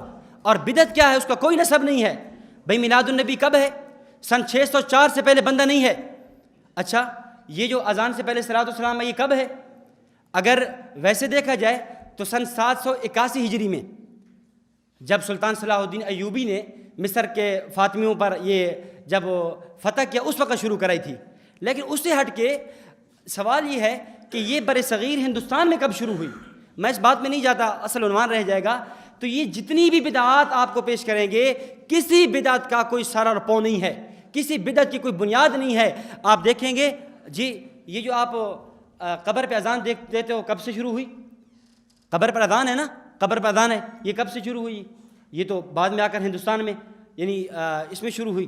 یہی وجہ ہے کہ احمد رضا خان صاحب کے دادا کی قبر پہ اذان نہیں دی گئی. اچھا ان سے پوچھا جائے نا کہ بھائی آپ قبر پہ اذان کیوں دیتے ہو؟ کہتے ہیں کہ اصل میں حدیث میں آتا ہے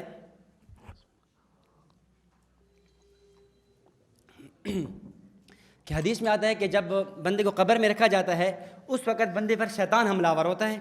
اس لیے ہم شیطان سے بچنے کے لیے, اور چونکہ شیطان کا علاج یہ ہے کہ شیطان اذان سے بھاگتا ہے, اس لیے ہم اذان دیتے ہیں.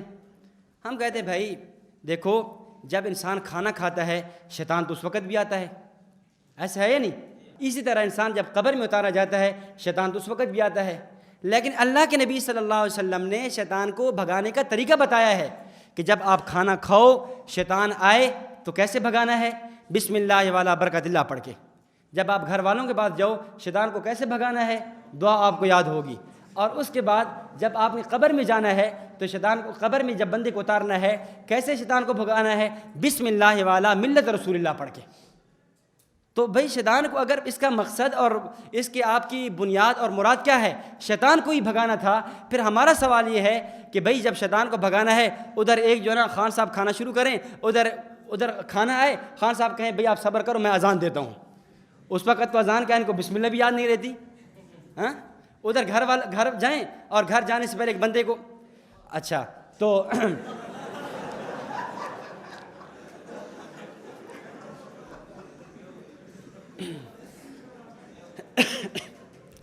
حضرت استاد عاطف صاحب دامت برکاتہم کل فرما رہے تھے نا سبق میں, بہت سی باتیں ہوتی ہیں بندہ کہنا چاہتا ہے لیکن کیا ہے. اچھا جی, تو بہرحال میں عرض کر رہا تھا کہ یہ ہے کہ اگر بھگانے کی علت کیا ہے یعنی اذان کی علت کیا ہے؟ شیطان کو ہی بھگانا ہے تو پھر کیا کرو؟ پھر ہر جگہ اذان دو. اور یہی وجہ ہے کہ خان صاحب نے جو وصیت کی تھی اور یہ کہا تھا حامد رضا بیٹے میری قبر پہ 1 دفعہ نہیں 2 دفعہ نہیں 3 نہیں 4 نہیں 5 نہیں 6 نہیں میری قبر پہ 7 دفعہ اذان دینا. کیوں سمجھتا تھا نا شیطان سے دوستی زیادہ ہے نا, ایسے آسانی سے تو نہیں بھاگنا, اس لیے 1 دفعہ اذان نہیں, کتنی دفعہ کہی اس نے؟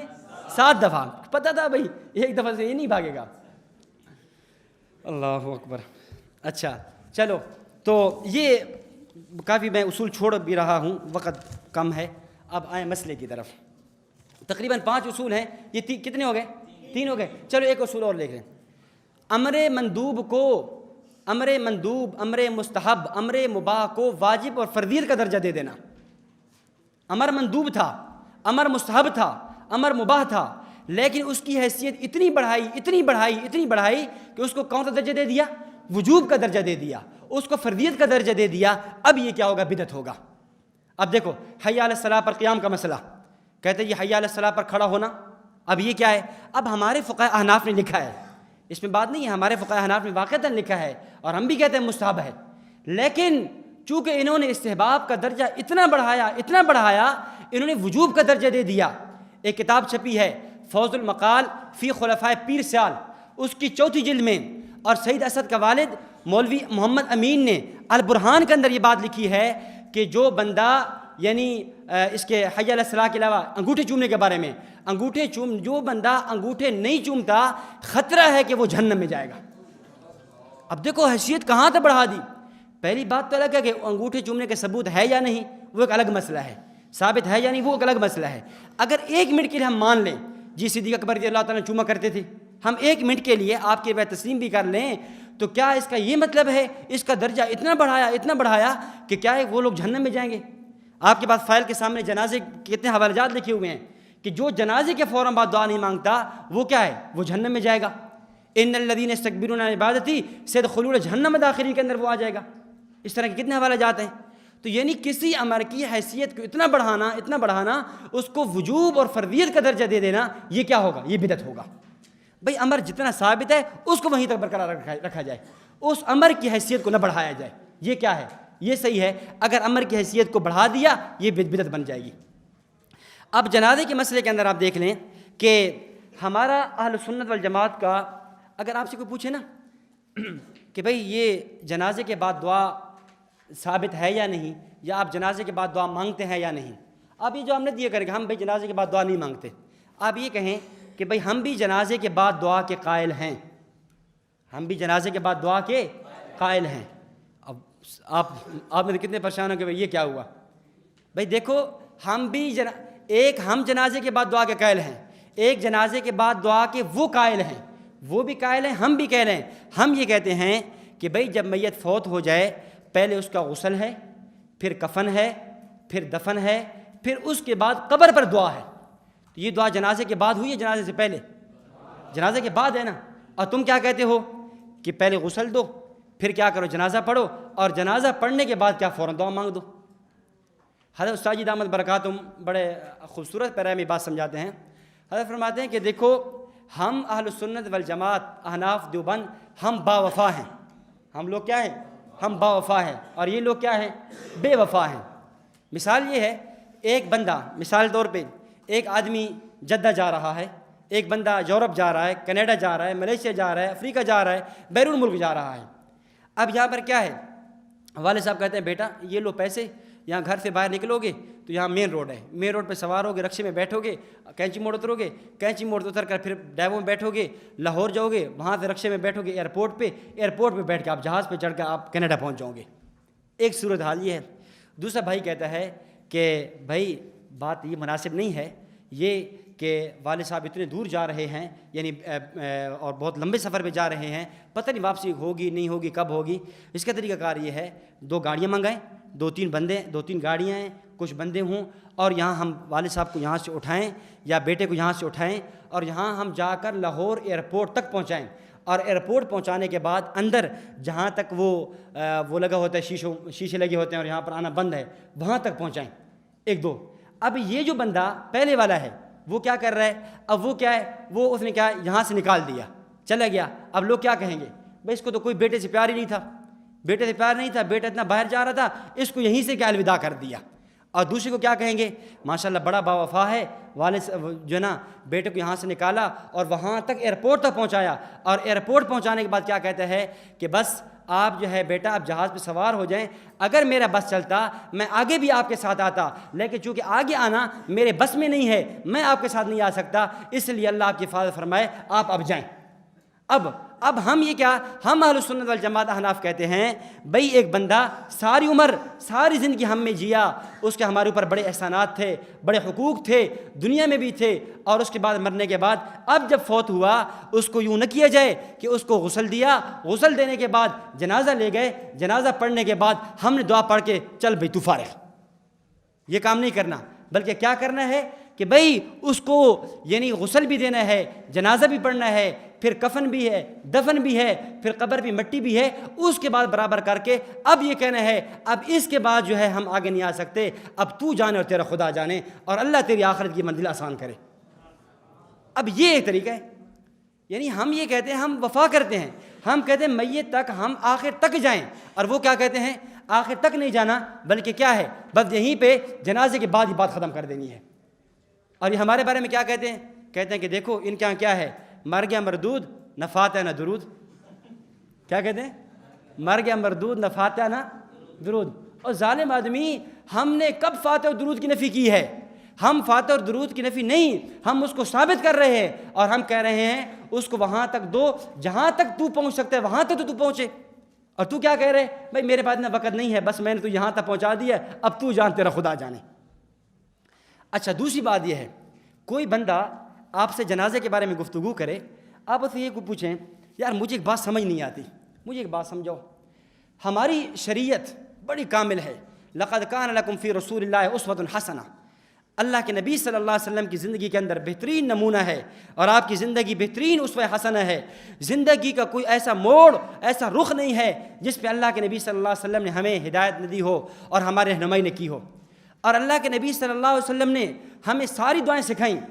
نبی علیہ السلام نے بھئی مسجد میں جانا ہے کیا دعا پڑھنی ہے، اچھا بازار جانا ہے کیا دعا پڑھنی ہے، کپڑے پہننے کی دعا کیا ہے، چاند دیکھنے کی دعا کیا ہے، پھل کھانے کی دعا کیا ہے، دودھ پینے کی دعا کیا ہے، کھانا کھانے کی دعا کیا ہے، کھانے سے پہلے کی، کھانے کے آخر کی، یہ ساری کی ساری دعائیں، حتیٰ کہ مسجد سے لے کر بیت الخلاء تک جانے تک کی نبی علیہ السلام ہمیں دعا سکھائی ہے۔ ہمارا سوال یہ ہے اگر جنازے کے فوراً بعد دعا ہے تو وہ دعا دکھا دیں، وہ دعا ہے کون سی؟ اگر جنازے کے فوراً بعد دعا ہے وہ دکھا دیں۔ ہم کہتے ہیں، ہم جو کہتے ہیں فوراً بعد نہیں ہے، کب ہے؟ آخر میں قبر پہ ہے، چونکہ ہم قبر کے قائل ہیں، ہم دکھاتے ہیں کہ قبر پہ کون سی دعا مانگنی ہے، اور تم کہتے ہو کہ جنازے کے فوراً بعد دعا ہے، لہذا تمہیں دکھانا ہوگا کہ کون سی دعا ہے۔ ہم تو دکھا دیں گے، حدیث میں آتا ہے۔ اور خود عجیب بات یہ ہے کہ خان صاحب نے بھی فتاوی رضویہ کے اندر، احکام شریعت کے اندر، عرفان شریعت، دیگر کئی کتب کے اندر کتاب الدعوات کا باب قائم کیا ہے۔ کتاب الدعوات کے اندر ساری دعائیں لکھی ہیں، لیکن جنازے کے فوراً بعد والی دعا نہیں لکھی۔ وہ بیچارہ کیسے لکھتا؟ تھی جو نہیں، ثابت جو نہیں تھی، کیسے لکھتا؟ بھئی جب اللہ کے نبی نے ساری دعائیں سکھائی ہیں تو جنازے کی بعد دعا کیوں نہیں سکھائی؟ اگر نہیں سکھائی پھر مان لو کہ کیا ہے، جنازے کے بعد دعا نہیں ہے، جنازے کیا ہے، بعد میں دعا ہے، دفن کے بعد دعا ہے۔ جی آگے چلیں۔ اچھا اس میں آپ کے سامنے یہ ان حضرات کے کیا مذہب ہے یہ سارے تقریباً لکھے ہوئے ہیں۔ یہ مولوی عمر اشری نے مقیاس حنفیت کے اندر، اور عبدالرشید نے دعا بعد الجنازہ میں، اور اویسی صاحب نے دعا بعد نماز جنازہ کا ثبوت ہے، مفتی امین صاحب نے نماز جنازہ کے بعد دعا کا حکم، یہ سارے حوالہ جات آپ کی فائل میں موجود ہیں، آپ اس کو مطالعہ فرما لیں گے۔ اب اس پہ دلائل کیا ہیں؟ ہمارے پاس یہ 23 دلیلیں ہیں فقہاء احناف کی عبارات کی۔ میں نے پہلے ایک بات عرض کی تھی غالباً پہلی نشست کے اندر، یہ بات بڑی تفصیل کے ساتھ، کہ دیکھیں کہ جب بھی بات ہو تو اس میں یہ بات سامنے رکھا کریں کہ ہم یعنی فریقین کی جو متفق علیہ شخصیات کون ہیں، جو متفق علیہ شخصیات ہیں ہم ان پہ گفتگو کریں۔ مثلا مماتی دیوبندی کا اختلاف ہے تو وہ بھی اپنے آپ کو دیوبندی کہتے ہیں، ہم بھی اپنے آپ کو دیوبندی کہتے ہیں، اس لیے جو بھی مسئلہ حل کرانا ہے ہم جاتے ہیں علماء دیوبند کے دروازے سے جا کر حل کراتے ہیں، چونکہ تم بھی دیوبندی ہم بھی دیوبندی، اس لیے مسئلہ نہیں ہے علماء دیوبند نے کیا لکھا ہے۔ اچھا، اور یہ لوگ چونکہ اپنے آپ کو حنفی کہلاتے ہیں، جب بھئی تم اپنے آپ کو حنفی کہلاتے ہو، تم بھی حنفی ہم بھی حنفی، لہذا یہ مسئلہ حل کرانا ہے ہم فقہاء احناف کے دروازے پہ جاتے ہیں، فقہاء احناف نے کیا لکھا ہے۔ جو فقہاء احناف نے لکھا ہے وہ ہماری وہ دلیلیں ہیں۔ اب اس میں تقریباً 23 کے قریب عبارات ہیں مختلف حضرات کی، مختلف یعنی فقہاء احناف کی، یہ آپ دیکھ لیں گے۔ اب شبہات سمجھ لیں جو عمومی طور پہ یہ لوگ شبہات پیش کرتے ہیں۔ دیکھیں شبہات کے اندر عموماً ایک تو یہ پیش کرتے ہیں، دیکھو جی قرآن کہتا ہے وَإِذَا سَأَلَكَ عِبَادِي عَنِّي فَإِنِّي قَرِيبٌ أُجِيبُ دَعْوَةَ الدَّاعِ إِذَا دَعَانِ، کہ جب بھی مجھ سے دعا مانگو میں دعا کو قبول کروں گا۔ اجیب دعوت الداعی، جب بھی کوئی دعا مانگنے والا مجھ سے دعا مانگتا ہے میں دعا کو قبول کرتا ہوں، اور تم کیا دعا سے روکتے ہو؟ ہم کہتے ہیں بھائی جب بھی کوئی بندہ دعا مانگے اور دعا قبول ہوتی ہے، پھر ہمارا سوال یہ ہے کہ بھائی آپ اذان کے اندر جب آپ اسپیکر پہ اذان دے رہے ہوں وہاں پر پڑھیں اللہ اکبر اللہ اکبر اللہ اکبر اللہ اکبر اشہد ان لا الہ الا اللہ، یا اللہ حلوے کی ایک دیگ بھیج دے، کیا کوئی حرج ہے؟ قرآن کی آیت مطلق ہے، عام ہے، وَإِذَا سَأَلَكَ عِبَادِي عَنِّي فَإِنِّي قَرِيبٌ أُجِيبُ دَعْوَةَ الدَّاعِ إِذَا دَعَانِ۔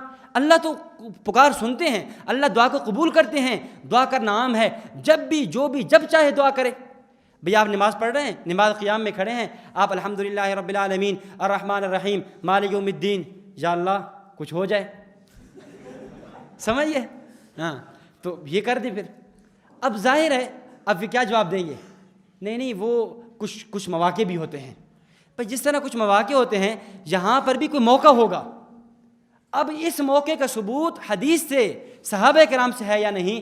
اگر حدیث سے مل جائے، صحابہ کرام تابعین تبع تابعین سے مل جائے، ہم بھی دعا کے قائل ہو جائیں گے۔ جب ثبوت نہیں ہے تو تم بھی پھر کیا ہے اس کا انکار کر دو، اور یہ نہ کہو کہ دعا بعد جنازہ کے فوراً بعد جو دعا نہیں مانگتے وہ گستاخ ہیں، وہ جہنمی ہیں، وہ فلاں ہیں۔ سمجھ آ گئی؟ ایک اور ایک بڑی اہم دلیل جو ان کے ہاں بہت وسیع دلیل سمجھ جاتی ہے، ان کو ایسے سمجھتے ہیں شاید کوئی یعنی بہت بڑا کام کر دیا، اتنی بڑی دلیل سمجھتے ہیں۔ دلیل کیا ہے؟ ابن ماجہ میں روایت موجود ہے، نبی علیہ الصلوۃ والسلام نے فرمایا اذا صلیتم علی المیت فاخلصوا له الدعاء، فاخلصوا ہے فخلصوا، لیکن یعنی پڑھتے فخلصوا ہیں لیکن اصل کیا ہے؟ فاخلصوا له الدعاء، عوام کو سمجھانے کے لیے۔ تو اذا صلیتم علی المیت فاخلصوا له الدعاء۔ اب ایک بندہ اب ان کے استدلال کیا ہے؟ اب ان کا طریقہ استدلال سمجھنا، کہتے ہیں دیکھو حدیث میں اللہ کے نبی فرما رہے ہیں اذا صلیتم علی المیت، جب تم میت پر نماز جنازہ پڑھو فخلصوا له الدعاء، اس کے لیے خالص دعا کرو۔ فا تعقیب مال وصل کے لیے آتی ہے، تعقیب مال وصل کا مطلب یہ ہے جنازہ ہوا، جنازے کے فوراً بعد فخلصوا له الدعاء، اب جنازے کے فوراً بعد دعا مانگنی ہے۔ اب یہ استدلال ہے۔ اب ہمارے بندے بھی سنتے ہیں، کہتے ہیں یار واقعی استدلال تو ٹھیک ہے، بندہ نحو کا امام ہے، ایسے لگتا ہے کہ امام سیبویہ اور امام کسائی اور امام فرا کی روح اس کے اندر آ گئی ہے، ایسے ہی استدلال کر رہا ہے۔ ہم کہتے ہیں مولانا اذا صلیتم علی المیت فخلصوا له الدعاء کا اگر معنی یہی ہے، پھر میں تیرے سامنے ایک آیت رکھتا ہوں، قرآن کہتا ہے اذا قرأت القرآن فاستعذ باللہ من الشیطان الرجیم۔ اذا قرأت ماضی کا صیغہ ہے، شرط ہے، فا تعقیب مال وصل کے لیے ہے، جب تو قرآن پڑھے قرآن کے بعد فوراً بعد فاستعذ باللہ من الشیطان الرجیم، قرآن پڑھنے کے فوراً بعد جو ہے تو نے کیا پڑھنا ہے؟ اعوذ باللہ من الشیطان الرجیم پڑھنا ہے۔ اچھا میں کہتا ہوں قرآن کہتا ہے یا ایھا الذین آمنوا اذا قمتم الی الصلاۃ فاغسلوا وجوہکم، اذا قمتم ماضی کا صیغہ ہے، شرط ہے، آگے فاغسلوا فا تعقیب مال وصل کے لیے ہے۔ قرآن کہتا ہے جب تم نماز کے لیے کھڑے ہو جاؤ، نماز کے کھڑے ہونے کے فوراً بعد فاغسلوا وجوہکم، اپنے ہاتھوں کو دھو۔ نہیں سمجھے؟ نماز میں کھڑے ہو جاؤ، کیا ہے؟ اذا قمتم الی الصلاۃ فاغسلوا، جب نماز میں کھڑے ہو جاؤ، فا کس کے لیے؟ تعقیب مال وصل کے لیے، فاغسلوا، نماز میں کھڑا ہوا، کھڑا ہونے کے بعد مولوی صاحب لیو بھائی لوٹا لیو، پانی لیو، میں نے تو ہاتھ دھونے، قرآن کا جو حکم ہے فاغسلوا وجوہکم۔ اچھا حدیث میں آتا ہے کہ اذا اکلت الطعام فکل بسم اللہ الرحمن الرحیم، جب تو کھانا کھائے تو پڑھے بسم اللہ الرحمن الرحیم۔ اب میں کہتا ہوں اذا شرط ہے، اکلا ماضی کا صیغہ ہے، اور آگے فا تعقیب مال وصل کے لیے، فا جزا کے لیے ہے۔ اذا اکلتم الطعام فکل، جب کھانا کھا چکو، کھانا کھا چکنے کے بعد فکل بسم اللہ الرحمن الرحیم، اب پڑھو بسم اللہ الرحمن الرحیم، پہلے کیوں پڑھتے ہو؟ اب کیا مولوی صاحب پریشان ہے، پتہ یہ کیا ہے؟ یہ تو وقت نہیں ہے، ایک نہیں کئی مثالیں اس پہ موجود ہیں، ڈھیروں مثالیں موجود ہیں اور اس پہ۔ اچھا اب وہ کیا ہے؟ اب فوراً جی نہیں اصل میں مراد یہ ہے اذا قمتم الی الصلاۃ، اصل میں یہاں پر فعل معذوف ہے، اصل فعل ہے اذا اردتم القیام فاغسلوا وجوہکم، جب تم نماز کے قیام کا ارادہ کرو فاغسلوا وجوہکم. اس طرح اذا اکلتم الطعام، اذا اردتم اکل الطعام، جب تم کھانا کھانے کا ارادہ کرو. یہاں پر بھی فعل محذوف ہے. میں کہتا ہوں اذا صلیتم علی المیت فاخلصوا له الدعاء. اگر تیری تعویل وہاں پہ ہے، ہماری تعویل بھی یہاں پر یہی ہے کہ اذا اردتم الصلاۃ علی المیت فاخلصوا له الدعاء. جب تم میت پر نماز جنازہ کا ارادہ کرو تو اس پر جو دعا کرو، دعا اخلاص کے ساتھ، للحانیت کے ساتھ ہونی چاہیے. ایسی دعا نہ ہو کہ بس ایسے جان چھڑانے والی. فاخلصوا علی المیت کا معنی یہ ہے پھر یہ دعا اخلاص والی ہو. سمجھ گئے؟ یہ مراد ہے اس کی. دوسری بات یہ ہے، ہم ان سے پوچھتے ہیں کہ مولوی صاحب حدیث کس کی ہے؟ ابن ماجہ کی ہے. حدیث کس کی ہے؟ ابن ماجہ کی. ابن ماجہ کی حدیث لیتا ہے. حدیث کا معنی اپنے پیٹ سے کرنے کے بجائے اے کاش تو امام ابن ماجہ سے لے لیتا، امام ابن ماجہ سے پوچھ لیتا، ابن ماجہ تو نے یہ حدیث نقل کی ہے، حدیث کا معنی کیا ہے، تیرا سارا اشکال ختم ہو جاتا. امام ابن ماجہ جہاں یہ حدیث نقل کرتے ہیں وہیں حدیث کے اوپر یہ باب قائم کرتے ہیں، باب ما جاء فی الدعاء فی الصلاۃ علی الجنازہ. باب ما جاء فی الدعاء فی یعنی باب ما جاء فی الدعاء فی الصلاۃ، یعنی یہ دعا نماز کے اندر ہے. اور امام بہقی نے یہی روایت نقل کی. روایت نقل کرنے کے بعد انہوں نے کیا قائم کیا؟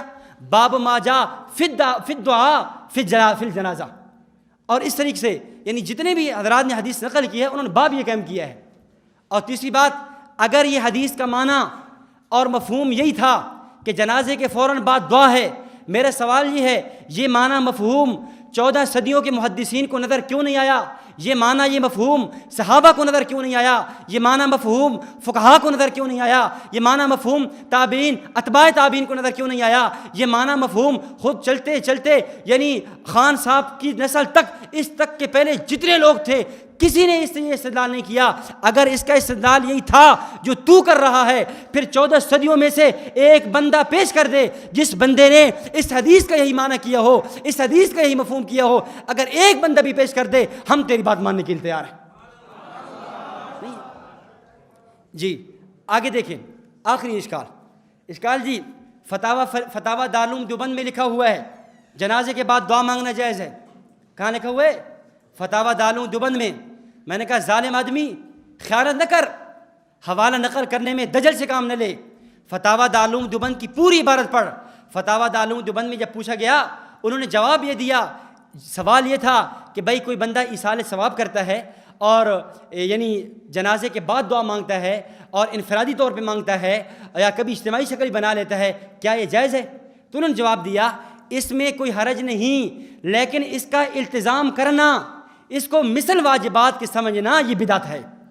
پوری بارہ نقل کر. سائی کل یہی فرما رہے تھے نا، آدھا قرآن پڑھو گے آدھا عقیدہ، آدھی حدیث پڑھو گے آدھا عقیدہ آدھا مسئلہ، پورا قرآن پڑھو گے پورا عقیدہ، پوری حدیث پڑھو گے پورا عقیدہ.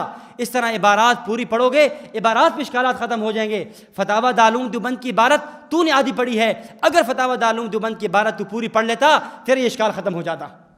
اس کے آگے ہٹ کر آخری اعتراض فتاوی فریدیہ میں جی مفتی فرید الدین صاحب رحمۃ اللہ علیہ نے فتاوی فریدیہ میں یہ لکھا ہے کہ جنازے کے فوراً بعد صفوں ہی کے اندر دعا مانگنے میں کوئی حرج نہیں ہے. میں نے کہا میں مانتا ہوں مفتی فرید صاحب نے لکھا ہے. مفتی فرید صاحب نے جہاں یہ بات لکھی ہے وہاں پر دیگر کئی مقامات پہ مفتی فرید صاحب رحمۃ اللہ علیہ نے اس کو بدعت اور مکروہ بھی لکھا ہے. اگر وہ بدعت اور مکروہ نہ بھی لکھتے، ایک اصول یاد رکھنا، اصول یہ ہے اگر ایک طرف امت کے 95 97 98 99 علماء کھڑے ہیں، ایک طرف ایک آدمی بھی کھڑا ہے، اس آدمی کا تفرد سمجھا جائے گا، اس آدمی کے قول کو نہیں لیا جائے گا.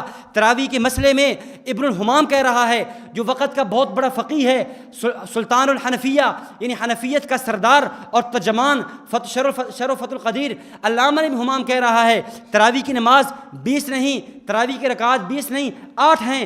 ہم نے علامہ ابن حمام جیسے بندے کی رائے کو اس لیے چھوڑا، ابن حمام اس مسئلے میں متفرد ہے، ابن حمام اس مسئلے میں علامہ ذیلی سے ہٹا ہوا ہے، علامہ ابن حمام اس مسئلے میں علامہ شامی سے ہٹا ہوا ہے، علامہ صاحب نصب الرایا سے، صاحب فتاوی عالمگیری سے، کنز الدقائق سے علامہ ابن نجیم نجیم سے ان حضرات سے ہٹا ہوا ہے. لہذا جب ایک مسئلے میں ابن نجیم متفرد ہے، جب اس مسئلے میں ابن حمام متفرد ہے، ہم ابن حمام کی رائے نہیں لیتے. تو اسی طریقے سے جہاں اس مسئلے میں ایک تو غلام فرید مولانا فرید الدین کو، مفتی فرید الدین کو پیش کر دے، ہم اس کی بات کو نہیں لیں گے. کیوں؟ اس کی بات باقی جمہور اکابر علماء دیوبند سے ہٹی ہوئی ہے، جمہور فقہا سے ہٹی ہوئی ہے. اور یہ ایسا نہیں ہے، ایسا تاریخ کے اندر چلتا ہے. بڑے بڑے عظیم شخصیات جلیل القدر لوگ ہوا کرتے ہیں، لیکن ان کے تفردات ہوتے ہیں جن کے تفردات کو لینے کے لیے امت تیار نہیں ہوتی. علامہ شہاب الدین سبکی رحمۃ اللہ علیہ اپنے استاد علامہ ذہبی کے بارے میں فرماتے ہیں کہ علامہ ذہبی ٹھیک ہے میں نے ان سے علم حدیث حاصل کیا، وہ علم حدیث میں میرے استاد ہیں، وہ جرح تعدیل کے امام ہیں، لیکن اس مسئلے میں چونکہ وہ شریعت سے اس مسئلے میں ان کا تفرد ہے، اس مسئلے میں جمہور فقہا سے ہٹے ہوئے ہیں، اس مسئلے میں جمہور محدثین سے ان کی رائے الگ ہے. لہذا اس مسئلے میں علامہ ذہبی کو ماننے کے لیے تیار نہیں. میں نے کہا جب علامہ سبکی جیسا بندہ علامہ ذہبی کو نہیں مان رہا، فقہاء احناف تراویح کے مسئلے میں علامہ ابن حمام کو چھوڑ رہے ہیں، پھر اکابر علماء دیوبند اتنے علماء دیوبند کے ہوتے ہوئے ایک مفتی فرید کی رائے کو کیسے لیں گے؟ سمجھ آ گئی؟ تو یہ ہے آپ کے سامنے انتہائی اختصار کے ساتھ جو اہم اشکالات شبہات میں نے آپ کے سامنے رکھ دی ہیں. اور امید ہے انشاءاللہ یہ جو میں نے بدعات کے حوالے سے آپ کے سامنے 3 یا 4 اصول نقل کیے ہیں، اگر آپ نے اس کو سمجھ لیا، یاد کر لیا اور اس کو اچھی طرح سمجھ لیا، اس پہ ساری مثالیں منطبق کر لیں، تو انشاءاللہ بدعات پر ہونے والے جتنے بھی اشکالات ہیں وہ سارے کے سارے ختم ہو جائیں گے. 4 اصول ہو گئے تھے جی. 5واں اصول یہ ہے کہ کسی چیز کی یعنی شریعت کے کسی مسئلے کی کیفیت کو بدل دینا. ایک چیز شریعت سے ثابت ہے لیکن اس کو کیا ہے، اس کی کیفیت کو بدل دیا ہے. شریعت نے جو کیفیت دی تھی اس کیفیت پہ نہ رہا، اس کی کیفیت کو بدل دیا. مثال کے طور پہ مسئلہ ایصال ثواب ہے. ایصال ثواب آپ پرسوں رات حضرت استادی دامت برکاتہم کا بیان سماعت فرما رہے تھے پروجیکٹر پر. ثواب کے بھی ہم قائل، ایصال ثواب کے بھی قائل ہیں، لیکن یہ جو ایصال ثواب کی کیفیت کو تم نے بدلا ہے، اس کو اجتماعی شکل میں دیا ہے، اجتماعی شکل میں دیا، یہ ایسی کیفیت بدل دی اور کیفیت ایسی بنا لی جس کا ثبوت جو ہے نہیں ہے. اس لیے اگر کسی امر کی شریعت سے تو ثابت ہے لیکن اس کی حیت، اس کی کیفیت بدل دی جائے، اب یہ جائز نہیں ہوگا. اب دیکھو حضرت عبداللہ بن مسعود رضی اللہ تعالیٰ عنہ کوفہ کے گورنر ہیں. اب کیا دیکھا کہ پتہ چلا نہیں بلکہ مطاف میں بیٹھے ہوئے ہیں حضرت عبداللہ بن مسعود رضی اللہ تعالیٰ عنہ، پتہ چلا کہ کچھ لوگ ہیں اور چاش کی نماز با جماعت پڑھ رہے ہیں. چاش کی نماز کیا ہے؟ با جماعت پڑھ رہے ہیں. اب مجھے بتاؤ چاش کی نماز پڑھنا گناہ ہے؟ نہیں، چاش کی نماز پڑھنا ثابت ہے، جائز ہے، اور بلکہ کیا ہے اس پہ تو بہت بڑا ثواب ہے، بہت بڑا اجر ملتا ہے.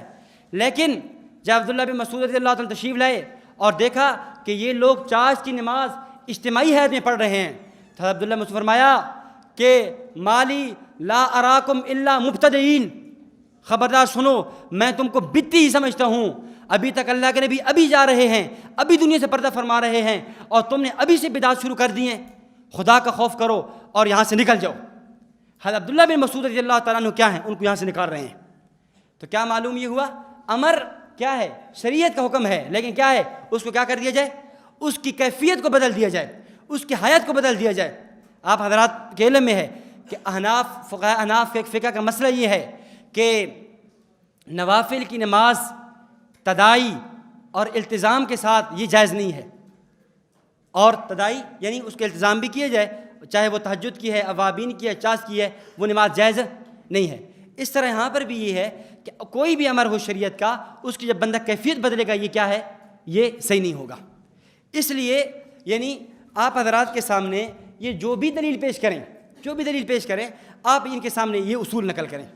اور یہ حکیم علوم حضرت تھانوی کے اصول ہیں. سبحان اللہ، حضرت تھانوی نے بڑی عجیب بات لکھی ہے، ملفوظات میں بھی لکھی ہے، الافادات الیومیہ فی افادات القومیہ، اس میں موجود ہے. حضرت فرماتے ہیں کہ بھئی بدعتی کی مثال خارج کی سی ہے، خارجی کی سی ہے. خارجی سمجھتے ہو نا، خارجی کہ خارجی جب اس کو جب شروع میں خارج کرتا ہے نا، بڑا مزہ آتا ہے، ایسے خارج کر رہا ہوتا ہے، بڑا مزہ آتا ہے. ایسا پھر کیا ہے، یہی مزہ اس کے درد میں، اس کی تکلیف میں بدل جاتا ہے. یہ مزہ کیا ہے، اب اس کی تکلیف میں بدل گیا. یہاں پر بھی یہی ہے کہ بدعتیوں کی مثال، پہلے ان کو بڑا مزہ آتا ہے کہ واہ کیا بھائی تیجا مل گیا، 40واں مل گیا، کل مل گیا، کیا جی عید میلاد النبی پہ جشن ہے، جلوس ہے، کیا رنگ برنگی جھنڈیاں، کیا محفلیں، کیا جو ہے کیک کاٹے جا رہے ہیں، کیا مزہ آ رہا ہے، مولوی صاحب خوش ہے جی، یہ بندہ مر رہا ہے، اس کے کپڑے مجھے ملیں گے، اس کی ساری چیزیں مجھے ملیں گی، یہ مرے گا 40 دن بعد اللہ کرے گا اور فوت ہو جائے گا، یہ تو لوگوں کے جنازوں پہ نظر رکھے ہوئے۔ ابھی کیا ہے، اب آپ حضرات سمجھتے ہیں عید میلاد النبی کے حوالے سے کہ کتنے یعنی ابھی قریب میں خود ان کے اپنے علماء بھی پریشان ہو گئے، ان کے مفتی بھی پریشان ہیں اس مسئلے میں کہ یہ کہاں تک پہنچ گئی، ہم نے تو جس کو سنت سمجھ کے، جس کو شریعت سمجھ کے بنایا تھا، آج اس کی حالت کیا ہے، اس پہ گانا ہو رہا ہے، اس پہ ناچ ہے، اس پہ کنجریاں ہیں، اس پہ اختلاط ہے، محارم ہے، یہ سارا کچھ ہو رہا ہے۔ اب یہاں تک حالت پہنچ گئی ہے، اب خود کیا ہے، خود یہ لوگ پریشان ہیں۔ آپ نے ان کے بہت بڑے مفتی کا خط آپ نے پڑھا ہوگا، پچھلے 12 ربیع الاول کو آیا تھا، اس نے یہ بات لکھی تھی، ہم پریشان اس مسئلے کے اندر، اس مسئلے میں ہمارے لوگوں نے بہت افراط اور تفریط کے شکار ہو گئے، یہاں تک پہنچ گئے اب یہ شریعت نہیں، یہ پتہ نہیں کہاں سے کہاں تک بات پہنچ چکی ہے۔ تو جو بات آج سے، حضرت تھانوی وفات کب ہے؟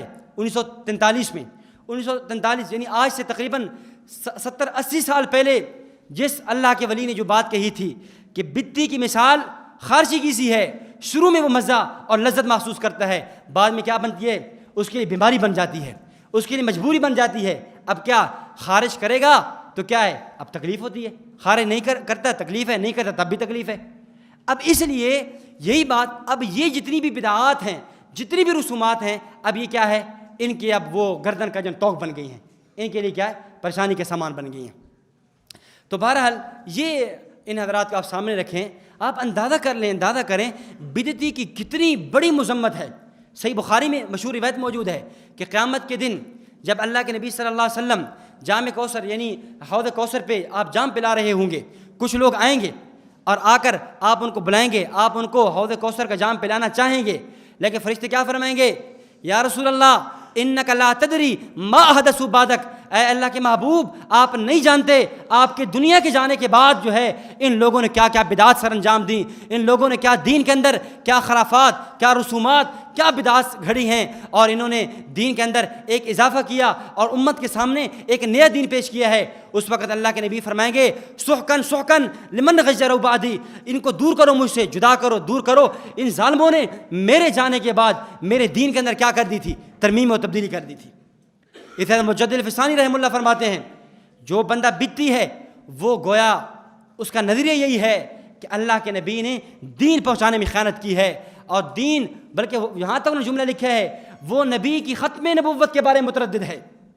اندازہ فرمائیں، اللہ کے نبی کی سرکار کی ختم نبوت کے بارے میں متردد ہے کہ وہ گویا اس کا نظریہ یہ ہے نبوت ختم نہیں ہوئی، وہ اپنے آپ کو نبی بنائے بیٹھا ہے اور یہ کہتا ہے جو میں چاہوں گا میں دین ایجاد کر دوں۔ ارے شارع، شریعت بنانا، شریعت کو دینا، احکامات دینا، یہ خاصہ ہے کس کا؟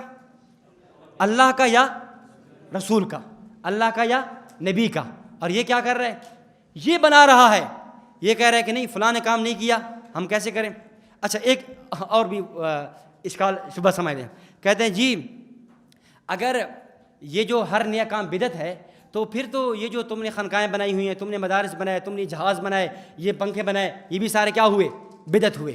تو یاد رکھنا اصول، ایک ہوتا ہے احداث فی الدین، ایک ہوتا ہے احداث للدین، ایک کہتے ہے دین کے اندر زیادتی کرنا، ایک ہے دین کے اندر تو زیادتی نہیں کر رہا، دین پر عمل کرنے کے لیے ایسے اسباب اختیار کر رہا ہے کہ میں اس دین پر عمل کر سکوں۔ مثال کے طور پہ ایک حکیم ہے، ایک مریض کے حکیم کے پاس اس نے اس کو نسخہ دیا اور نسخے کے اندر کیا ہے، اس نے لکھ دیا کہ آپ نے نا یہ 3 چیزیں ہیں، ان کو آپ نے کوٹ کر استعمال کرنا ہے۔ اب یہ بندہ گیا جدید دور کا آدمی ہے تو اس نے کہا یار وہ دوری اور وہ جو ملنا ہوتا ہے وہ اب کون استعمال کرے، وہ جو گرینڈر والی مشین ہوتی ہے، اس نے گرینڈر والی مشین منگائی اور اسی کے اندر کیا ہے، کوٹ لیا۔ اب یہ کیا ہے، کوٹ لیا۔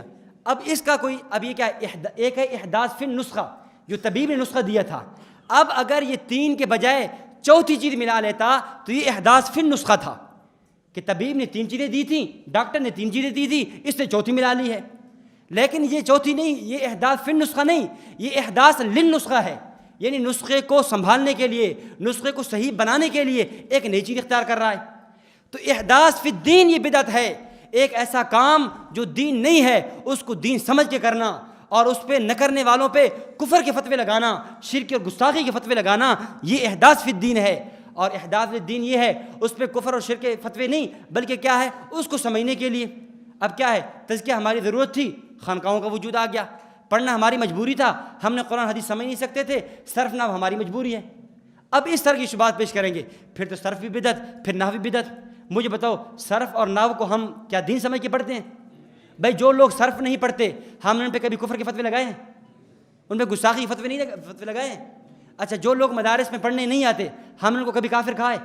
نہیں۔ تو معلوم یہ ہوا یہ ہم سمجھتے ہیں یہ مدارس، یہ خانقاہیں، یہ تبلیغی جماعت، یہ ساری چیزیں احداث للدین ہیں، دین کے سمجھنے کے لیے، دین کے احداث للدین ہیں، یہ احداث فی الدین دین کے اندر جاتی نہیں ہے۔ سمجھ گئے؟ وآخر دعوانا الحمدللہ رب العالمین۔